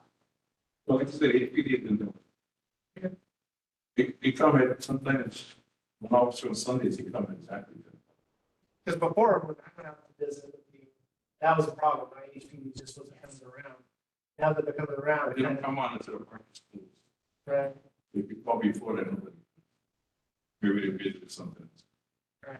Okay. But, see, because the park and rec down at Halawa, they say after 7 p.m. that no noise. Those are not residential. Right. Police department follows the whole. Okay. So I even asked if up to couple supervisors from excuse me, Brandon. Yeah. He hasn't called me back, but they sent secretary a call. Okay. And she said she took all the information that he already said and repeated. Okay. But then she said she get back to me, she hasn't. She was mentioning about they're the ones who close the gates and so we have some certain good parts to do that. Understandable, but the thing is, she also mentioned they have some ideas coming out. Say, yeah, they've been saying ideas for like 2 years already. What idea? Right. Okay. But it's just frustrating. Pretty sure you guys tired of seeing it. Because even if you guys approve on closing the gallery, they still. Yeah. So, you know, basically, you're not getting no cooperation from them. There's, this is how it is. No compromise. That's it. They were saying because you can't put the gate early because of the 80 parking handicap. There's 3 stalls. It's used every night by the people who illegally. No place cards. Well, that's where HPD has come. If you call it, they can come in force. You call it, they can't drive by your left. So it's opened up another can of worms. Okay. See what I'm saying? I know, you get rid of one problem, and just the void gets filled with Well, another. with the original idea of the gate closing early would solve all that problem. It's frozen. If you're not closing the park, because the other park, you can still use, the people who use the park, what the park is, will walk to the tennis courts and everything to use that. The reason why you like that side is because they can drink, they have the car right there. What else ever up there? You can't see them. When you drive by at night, you look through the gallery, basketball courts right there. They're all double parked and all. So it's one of your ideas to change the time. So, okay, so if I get in trouble, you can just like. Well, hold on, don't answer the. I'll pull that question back. Because I don't want to ruin anything, I really prefer the best way to handle this. No, I just want to get rid of it. Okay. It's still lingering. Okay, okay. You know, it's hanging around like a rabbit. How about you? How about you and I schedule another time to pick you back over there again? It's the same problem. It's the Same location, everything. But they said on the side of the park, I mean, on the basketball court side. We go over there. But sometimes, because you know, the two parties don't really see eye to eye. Yeah. So sometimes they come with the tennis courts. But when the new group is coming out, they come in larger numbers, they beat. Okay. It's almost like survival of the fittest, who's trying to take over the park. Okay. I get it. Drinking, right? You said they're drinking there? They have a sign, the sign is on the But that's enforced, they should say, well, nobody enforce it. You also have a lot of other things in the sign, but the police job is to enforce. they show that. Okay. Well, we'll work it out. Okay, thank you. Thanks, sir. Yeah, and then I have another question. Okay. Let's make it quick. Away from. We gave you way more than 3 minutes. I'm sorry. Yeah, no, sorry. Go ahead. We're asking questions. I just have a question. My property, I have a drain. Okay. It's between me and the park. And the drain is the city's drain. Okay. Who maintains the drain? The city, right? It depends. So if you, let's say, for example, like at Makalapa, mistakenly confused the lava part earlier, there is a drain, but it's up to the homeowner's responsibilities to maintain that drain and not the city. So you could probably got to look at your easement, if you have an easement, and take a look and see where it's outlined in your easement, who's responsible for what. Because we went round and round in Makalapa Park with the city and the residents there about who maintains that. Because, you know, there's a lot of older folks, they're not gonna be digging 4 feet of dirt out of a concrete drainage ditch, you know, they're just not gonna do it. And so, what happens is drainage comes out off of Makalapa Park and it just floods the whole area. Yeah, so to take a look at your easement and see, that's the best part of the backtrack. Take a look and see where it's defined. Well, to answer your question on that, Okay. I once cleaned the back myself. Yeah. And I do it in a state, clean it, then the next day I move everything up. I have all the way around, back up, cut it, and put it in. They sent 2 people from the city to tell me that I had rubbish in my drain. Mhm. I had to put it drain. But who's supposed to maintain the drain? They didn't. That's why, They just tell me that because they see the fresh cut area and they see the debris in the drain. So if that drain is on your property, you're gonna be responsible for it. Say that right. So I can fence it off from the city. No, because you have to have, because if you have an easement, and you can't do that. For example, like I live up against a lava stream. My property line goes right up to the stream, okay? But I can't build 10 feet from the stream back because that is an easement. Yeah. The city has to have access to that. So the answer is no. See with my easement, I can't build. So I think you're responsible to the middle of the street. Actually, I am. no, just one. Okay, all right, Thank you for your all time. right, thank you. Sorry I took longer. No, you're fine, you're fine. I love the lava farm, so I appreciate that. Sure. Ma'am, you had a question over there? Number of vacancies, you know, we haven't changed that. Yeah. Yeah. My new neighbors works for Parks and Rec, and he's flew me in on some of the challenges that. Okay. Any other questions, communications, or? We have 2 online. Okay, Tara Sutton online. Tara, would you go, please, go ahead. Thank you, everybody, for letting me make this statement. This isn't a question as much as it's just an announcement. My name is Tara Sutton, and I'm the Director of Community Engagement for the Red Hill Registry within the University of Hawaii System Office of Strategic Health Initiatives. Recently, the University of Hawaii announced the establishment of the Red Hill Health Registry, supported by a 5-year, $27.2 million federal grant from the National Center for Disaster Medicine and Public Health. The Red Hill Registry will be an independent opt-in registry co-developed with the community to track health status, connect participants to services, and gather data on the long-term health effects of the fuel spill. This project is crucial for providing necessary support and resources to those who are affected by the fuel spill. In the coming months, we're going to be hosting community listening sessions and establishing a community oversight working group to ensure that community voices are included in every step of the creation process.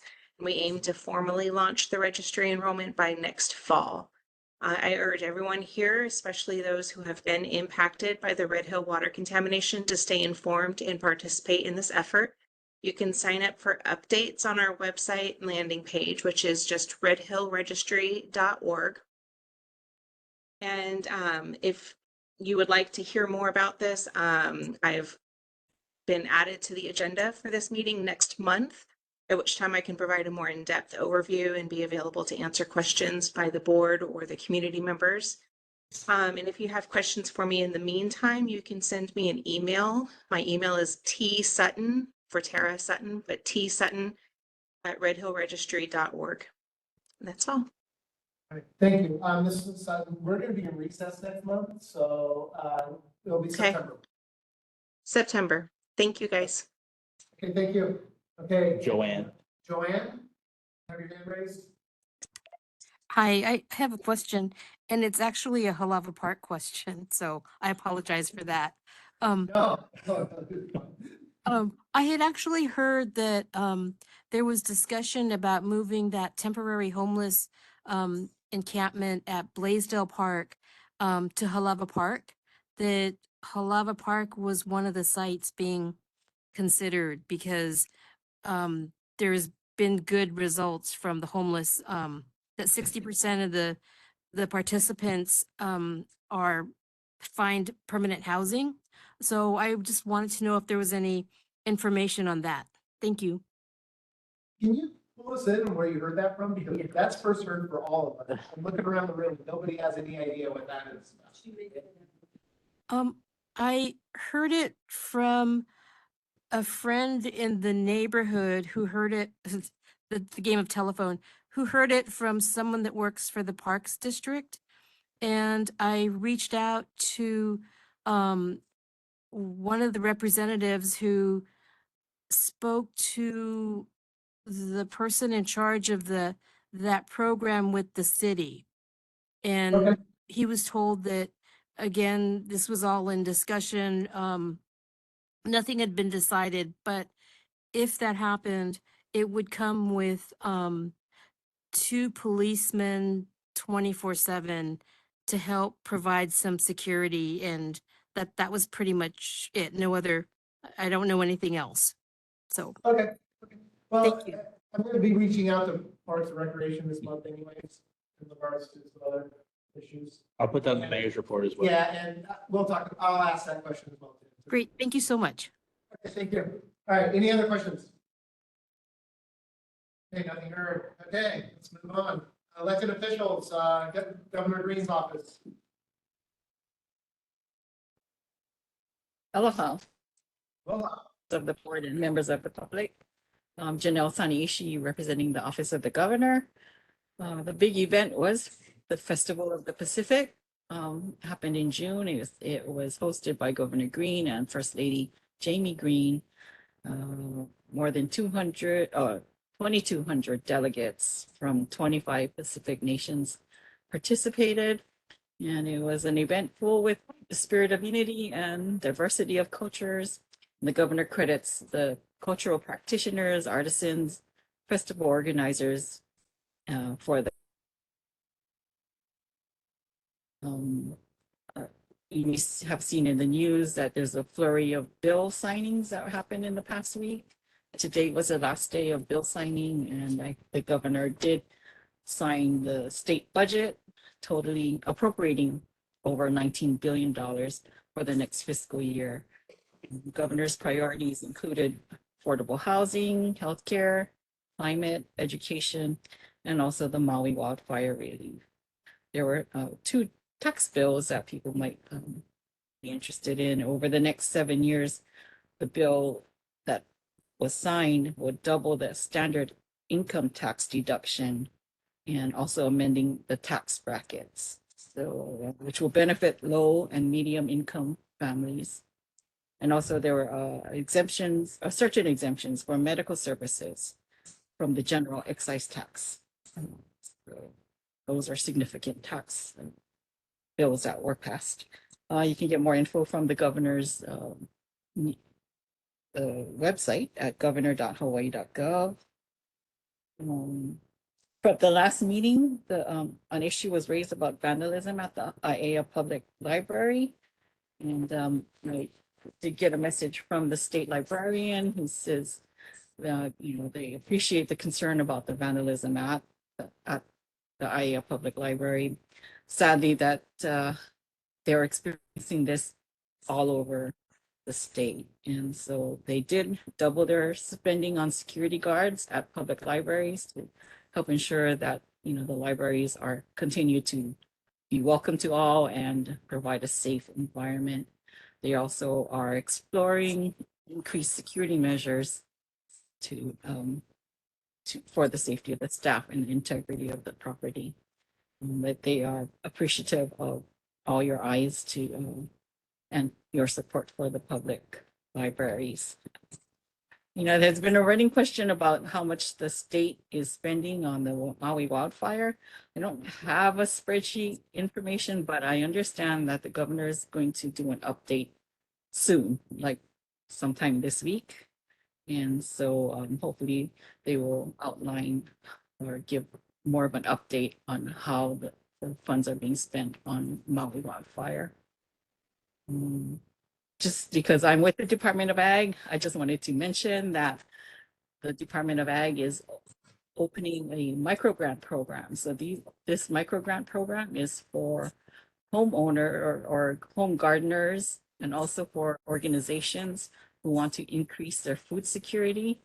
For individuals, the grant program will allow up to $5,000, and for organizations, up to $10,000 to grow food for themselves and their communities. So that will open either tomorrow or the next day. And you can go to the Hawaii Department of Agriculture website for application information. So about $200 million has been appropriated by the U.S. Department of Ag for this program to help individuals and organizations grow more of their own food. That's about it. Any questions for me? Board members, any questions for Governor's office? Okay, I have one. So, we're seeing the insurance rates, right? Like in Florida, California, here in Hawaii, actually, we're seeing the insurance rates go up. Or we can just, basically drop from policies. Is the governor taking any kind of initiative to address that? I believe they realize that it is a serious issue that already facing and probably may get worse. So I know some legislators are also working it with the insurance commissioner to see what can be done to maybe mitigate some of these hikes. So I know they're working on it. They just have to find the right way to address it. It's happening all over the nation, so it's difficult. I just don't want to see Hawaii end up like Florida, where people are getting 1,700% rate increases, being kicked out of their house. So.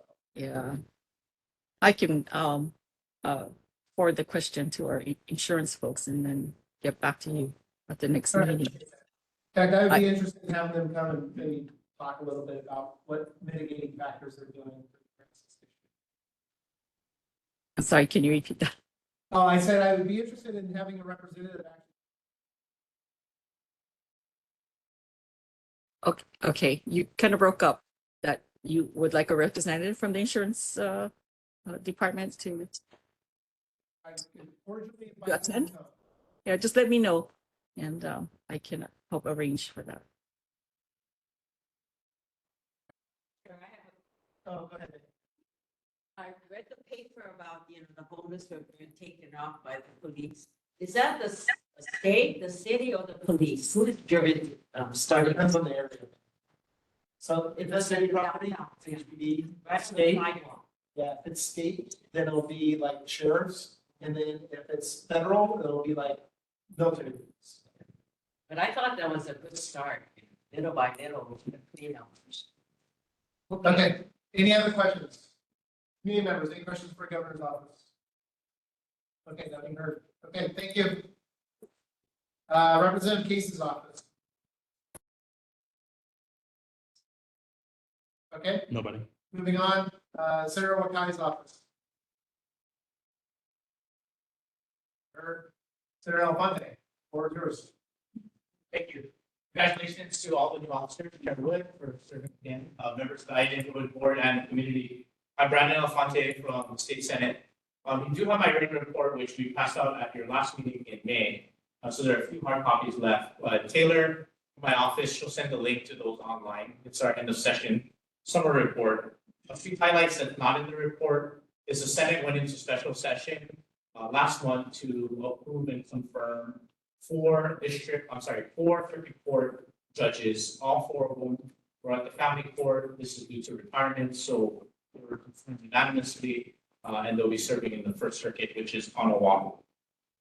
There were some bill signings that you probably heard, as the governor's rep mentioned. Today was the last day for governors. Bill signing, Rep. Ichiyama and I were present today at his last bill signing, which involved a lot of public safety issues. Chief, you probably were aware of this during your time. One of the key bills that we've heard from the community has to do with illegal gaming homes. We changed the definition and working with the prosecuting office, which hopefully provides them an extra tool set if they change the language so that they can go up and do search warrants and prosecute a lot of these illegal gaming homes in our community. So thank you to all the people involved with that. And then the other one, which is top of mind for a lot of us that sometimes we see in the news, is a silver alert. And many of you have heard of this. This is one bill that I champion in working with the House and my Senate colleagues. Specifically has to do with if someone is 65 years or older and goes missing, the Department of Law Enforcement can send out an alert to notify the public and the media that, hey, this person is missing, in the hopes that, could save someone. Sometimes it could be dementia, Alzheimer's, someone who might just be wandering off. So this is a good tool that I believe can save someone and can save lives. And finally, I know this is after the 4th, wish we had this meeting earlier to announce this, but just really hot off the press is the Department of Law Enforcement has now put out a new, what is called fireworks reporting app. And you can also download the app, which is saferwatch.com. You could also call this number, which is 808-517-2182. Again, that's 808-517-2182. Or you could go to law.hawaii.gov, law.hawaii.gov. And Taylor will put all this information in the chat for those online. But basically what it is you could report anonymous if you know someone that is popping fireworks, legal fireworks. You could report that through the whole form. You can remain anonymous, you can be descriptive as possible. So just another tool that we have to basically crack down on illegal fireworks in different areas going on. With that, lastly, I'll say is that we won't be going into a special session, which we would have to if we decided to tomorrow. So the Senate and the House, I think, we decided not to need both chambers to agree and 2/3 of the members. This is for the veto overrides by the governor. So there's bills that were vetoed by the governor, which I believe is having a press conference on them for tomorrow and explaining that. With that, that concludes my report, and see all of you back in September. Okay, any questions for Senator Alfonte? Good job.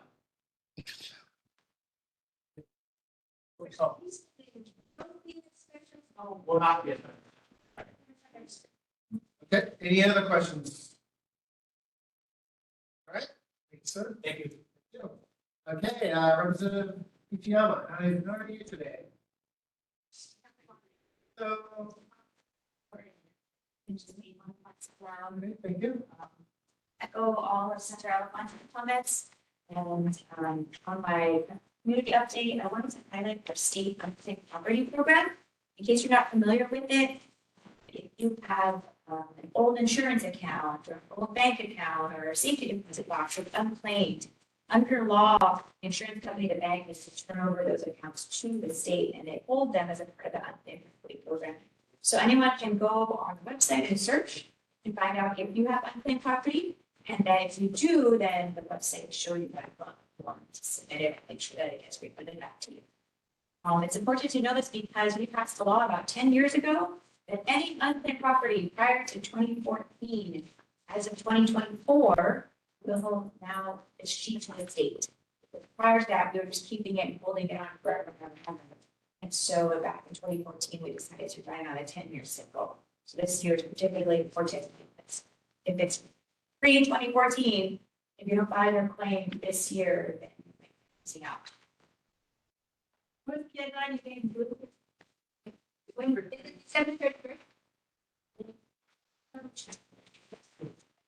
We go on. It's next case for them is going to be well, it's going to put it. Okay.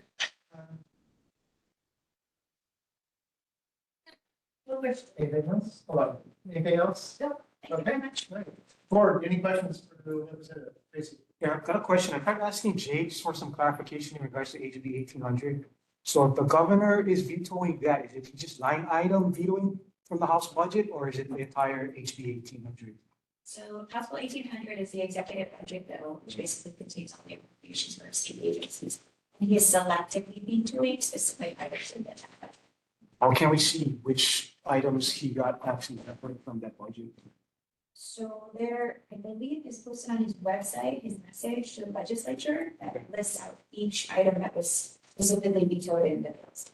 I think he's gotta give like notice. He just can't like, he's gotta give notice of the reason why. You know. Is that gonna affect like the GIAs and stuff too? As far as I'm aware, no GIA.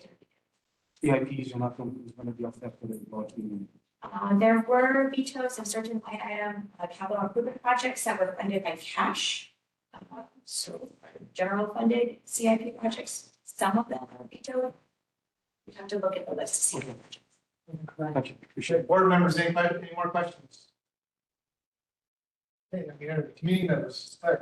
Yeah, you know, when it's unclaimed property, what if it's for deceased members? And can I apply for my funds that might be listed in the So you might have to submit the paperwork.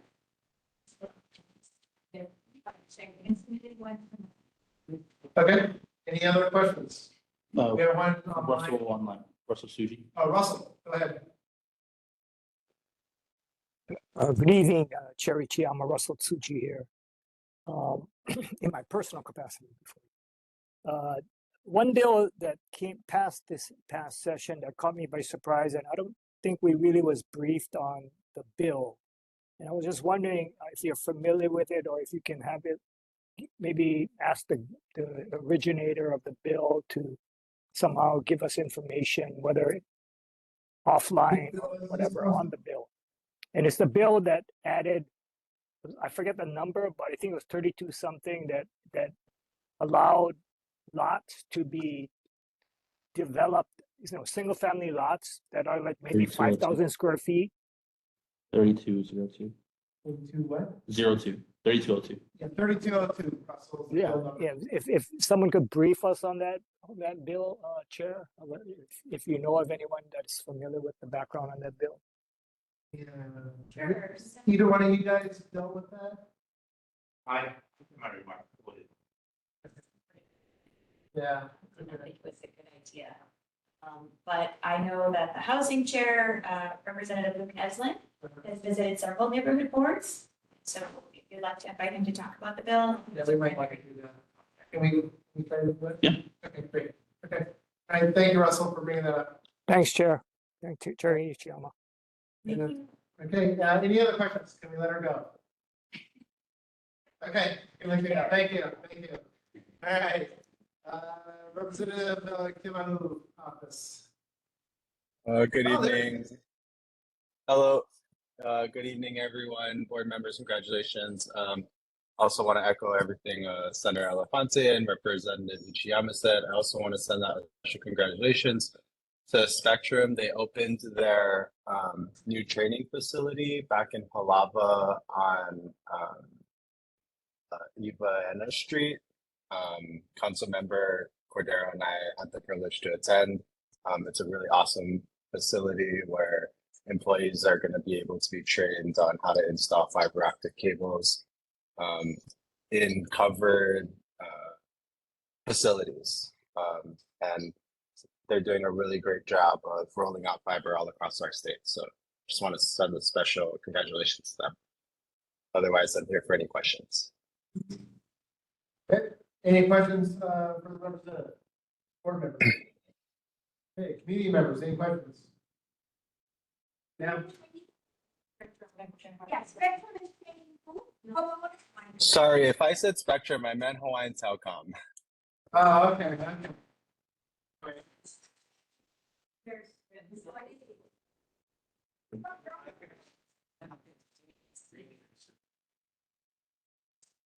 I'm Okay. sorry, I can't hear if anyone's saying anything. It's okay, it's fine. Okay. Fine.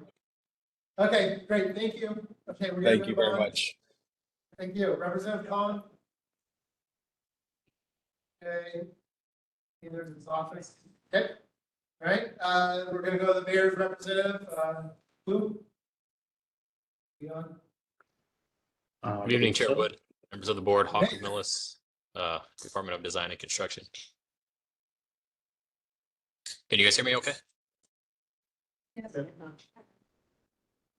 Okay, just a couple of quick announcements regarding Mayor's newsletter. Some highlights: FestPac, the world's largest cultural gathering of Pacific Island nations, comes to Honolulu. With eyes on future recreational uses, the city takes over ownership of 400 acres of former Navy land in Kalailoa. The city opens a new facility to help homeless individuals suffer from wounds, suffering from wounds or illnesses get off the streets. Mayor Blangiardi and city officials kick off a project to install canopy of thousands of solar panels atop the Blaisdell Center parking structure. That was a DDC project. And then Skyline, the city's rail transit system, celebrates its first year in operation and welcomes aboard its 1 millionth ride. This is the July 2024 edition. I'll put the link in the chat. One announcement from the Department of Parks and Recreation regarding summer fun. DPR is still looking for plenty of staff to help put the fun in summer fun. These jobs are an excellent way to gain experience in the childcare field while earning a minimum of $16 an hour in a dynamic work environment with dozens of program sites around Oahu. For more information, visit bit.ly/summerfunjob. I'll put that link in the chat as well. There were no outstanding issues from a couple months ago, but happy to take any questions or concerns. That is my report. Thank you. I have a point. Here.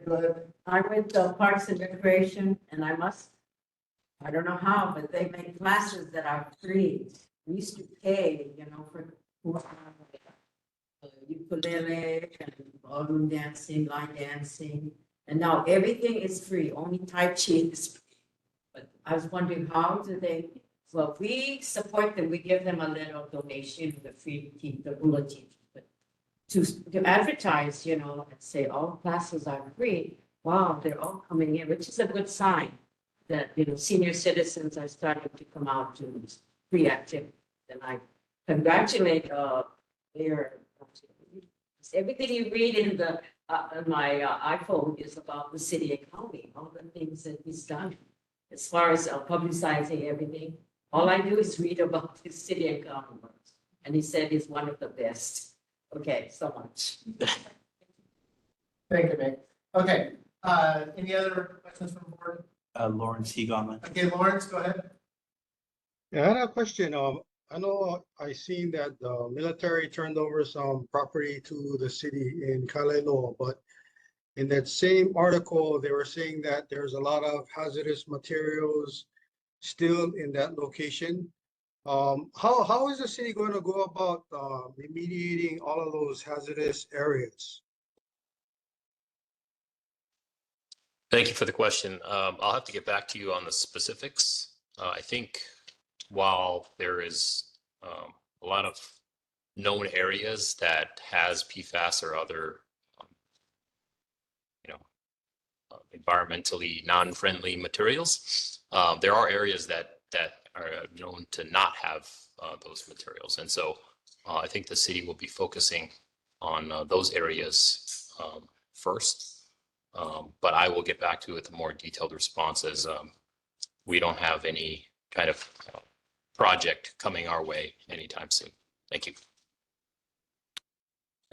Any other questions? Thank you. All right, Haku, I have one. I received an email from a constituent over at Kailua Gardens. I think this is actually, Councilmember Okimoto and myself and a few others have actually met about this.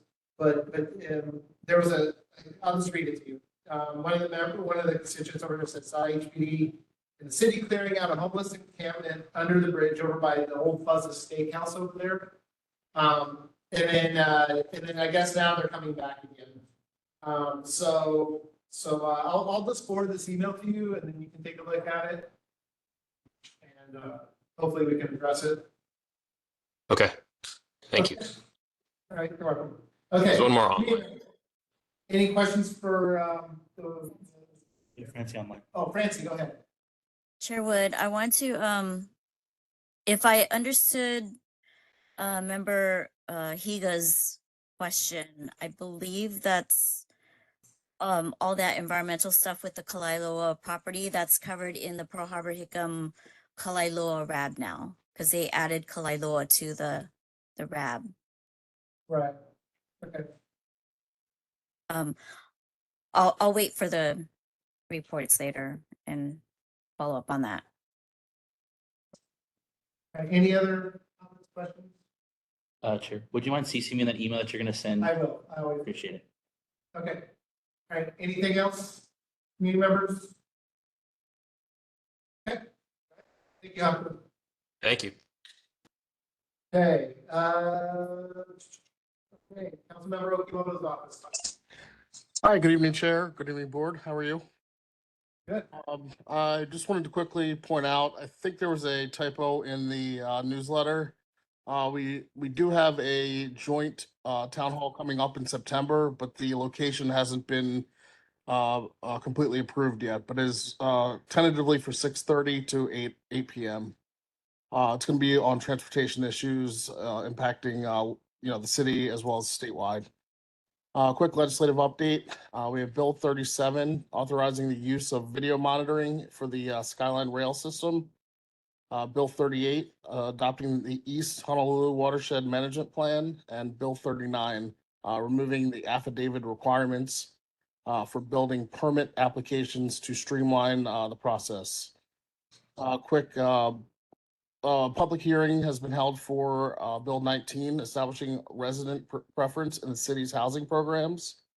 Bill 26 is designating the month of May as Honor Our Kapuna Month, and Resolution 24-143 is being considered. That resolution is going to establish a gambling room task force to advise and assist the council on identifying and developing solutions to combat this ongoing problem. We had a couple constituent concerns. We had a meet and greet at Newtown Estates, meeting about 20 residents and answering their questions last month. One of our residents was having issues with their holo card on the handy vans. That's been resolved. And Waiau District Park, there were some overhanging trees on private property. We've contacted Parks and we're getting that cleared up. Take any questions? Board members, any questions? Councilmember Okimoto's office. Any members? Yeah.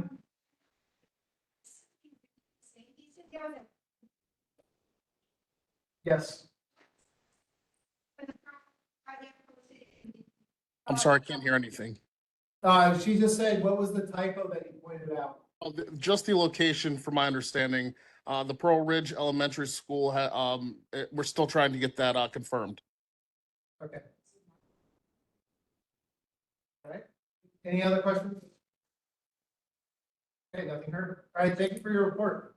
Thank you. Okay, Councilmember Padilla. We're giving it a flag. So congratulations to. We always take the best for last time. Oh, Yes, that's me. Yes. Well, hi, everyone. I'm Radiant Cordero. I get to be your council member from the middle of Waimalu Street all the way through Makalapa. So it's exciting to be here. And I just want to highlight a few things. I missed you guys over the break, by the way. And we missed you too. That over the break, we were able to pass the budget. It was a pretty collaborative, really long hours, really long discussions with the city administration because our overall goal is to determine that the administration's priorities are also the priorities that have come from our communities and have been voiced by us as your city legislators. So you will be able to see that on a few pages there. I don't want to go too much into it because there's a lot of information. There's about 2 or 3 pages about it. We're working on a mailer that has way more information for you all so that you can learn about that as well. So a few things that I do want to highlight are we have, at the last minute, I've added back $400,000, which is $50,000 to support our community policing teams. Our community policing teams are amazing. And we just want to continue to support them. We saw when Senator Elefante was at the council that the community policing teams did wonders with the American Rescue Plan Act funds that they had. So we just figured we should continue to support them in that way. And we'll continue to work with our patrol districts to see how it's best used in each of our communities, because all of our communities respond differently, have different needs, and also communicate differently. And community policing teams can help with that. Next up is about $300,000 per council district for parks. So each council district was able to provide their parks with certain funding using American Rescue Plan Act. So I've taken that collaboration with the city administration and implemented it into our city budget through our general funds this year. That's the first time we're doing it, but it really helps give the council members as well as the community working with their city legislators to be able to figure out what we can use that $300,000 within our city council districts for. Once again, I have 122,000 people in my district, so don't all go knocking at my door.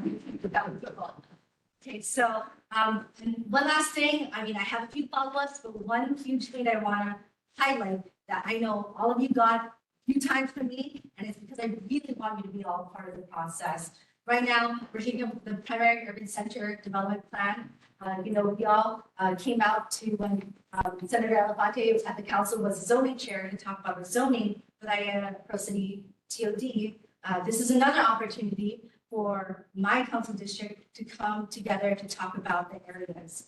And so we're looking to do it. Councilmember Okimoto will have her own community meeting, but mine is slated for July 30th at Honolulu High School's library, and it will be from, I'm trying to remember this.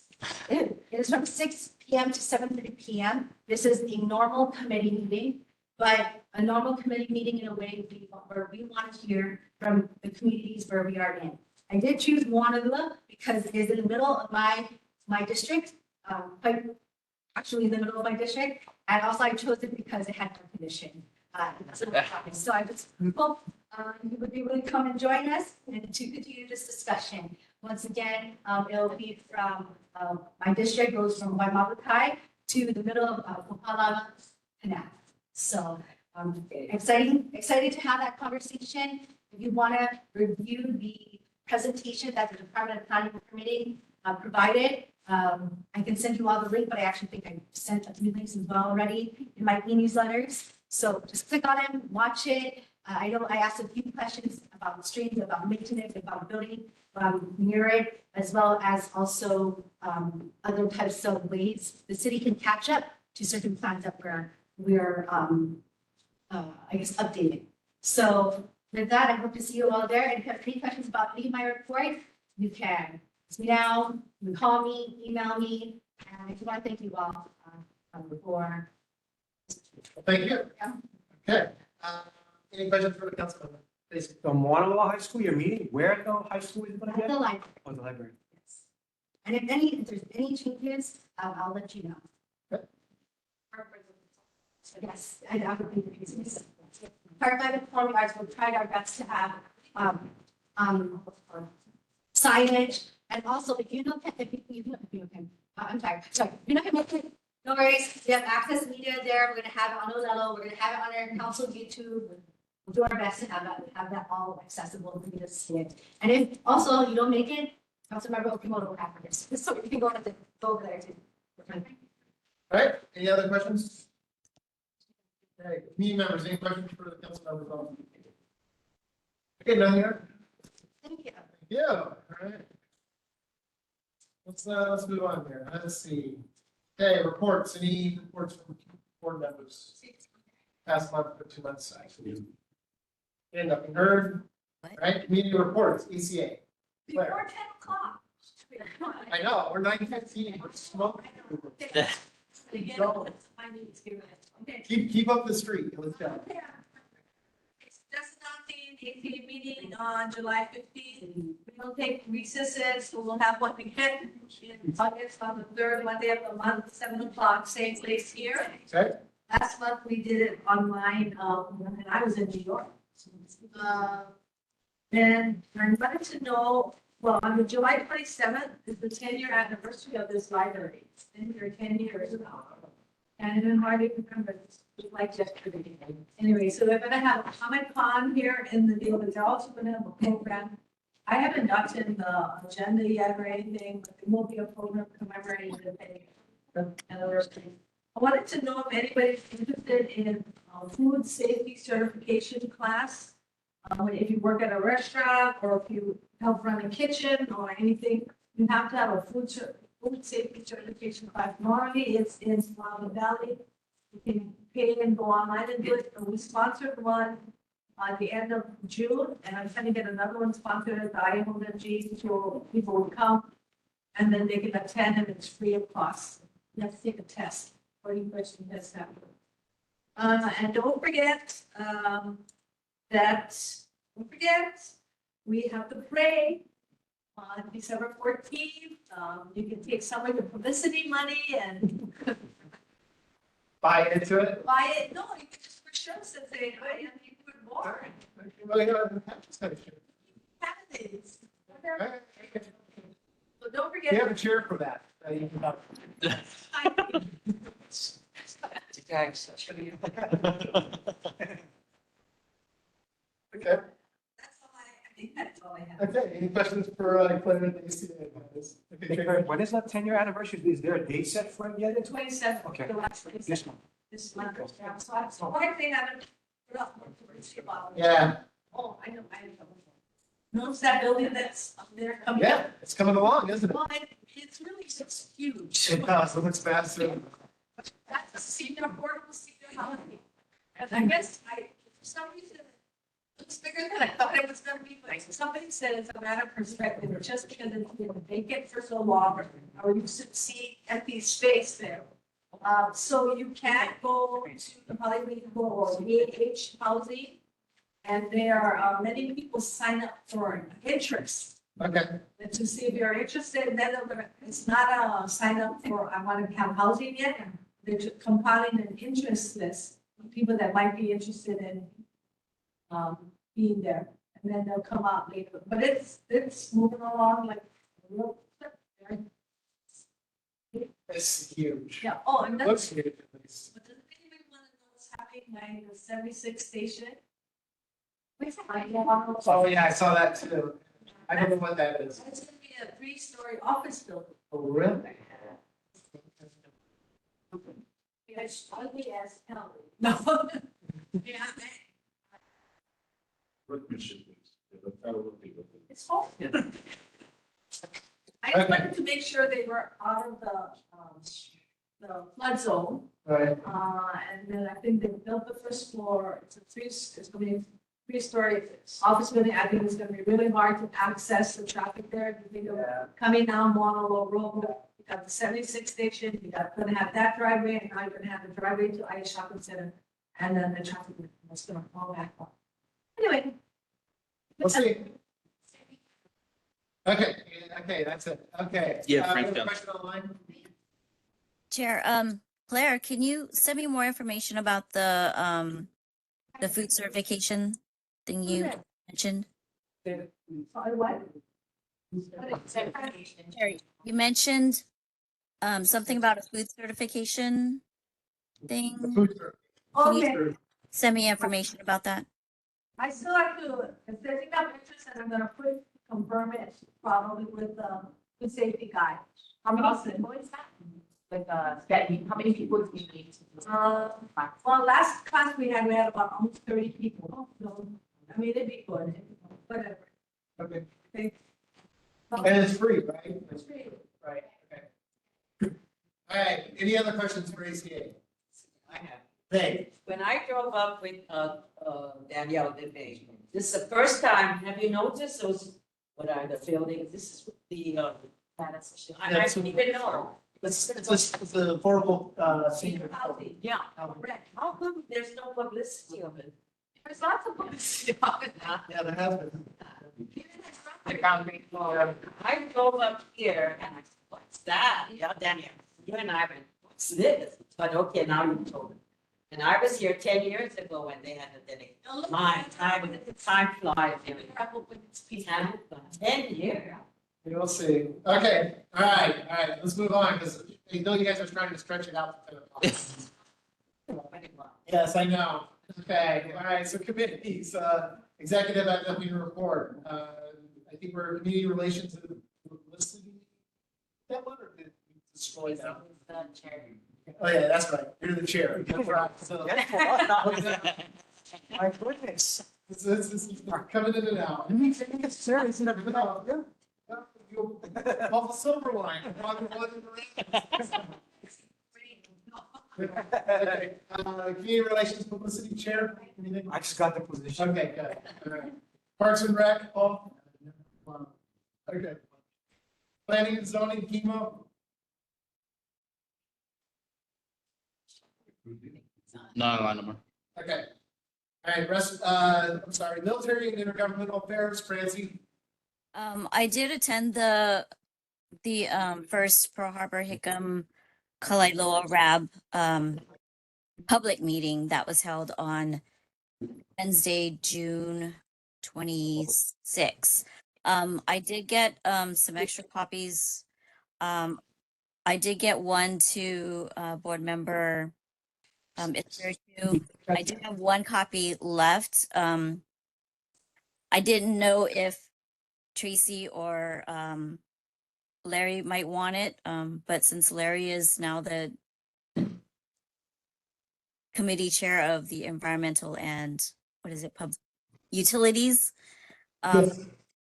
let me know if you want it. If not, then I'll give it to anybody else who wants it, like Tracy or somebody else. Okay. All right. Hey, Lawrence, you want to take over that or what? Do you want a copy of the meeting information, the handout? Sure. Okay. Okay. Well, All right, anything else, Francie? that's about it. Yeah. Okay, great. Thank you. Okay, environmental committee, Lawrence. Nothing to report. Thank you. For that, facility maintenance, stormwater, rate structure. Oh, yeah. Well, no, as environmental, right, it could roll up under him, right? And he could just represent as chair for that. Right? We don't have to select him. That's his fully on.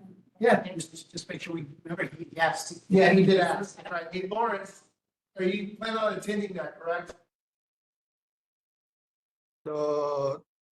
Attending, can you repeat yourself? The stormwater committee thing. Yes, but I know I mentioned in my email, I had an appointment on that date, so I couldn't go to that first meeting. So Yeah, I was gonna block it out and attend the following meetings. Okay, yeah, just as chair for the. Just report back to us what you. Sorry, the audio cut out again. Hey Lawrence, since you're chair for that environmental committee, it falls under that purview, so just please report back to the board when you find out. Okay, we'll do. Thank you. Okay, thank you, Paul. Okay, education and culture. Last Saturday, Locally Aiea had their community work day, which is great. And so they've been doing every other month. Okay. And so September will be the next one. And then next week, Saturday, July 20th, Kauno Mesa. Okay. Anything else? Nope. Okay. All right, let's move on. Announcements. Next meeting will be in September 10th, 2024, 7 p.m. Library. Rest of it, you'll read, there'll be a Novella broadcast. For this later. YouTube as well. I think with that, if there's nothing else, we're adjourned. Yeah.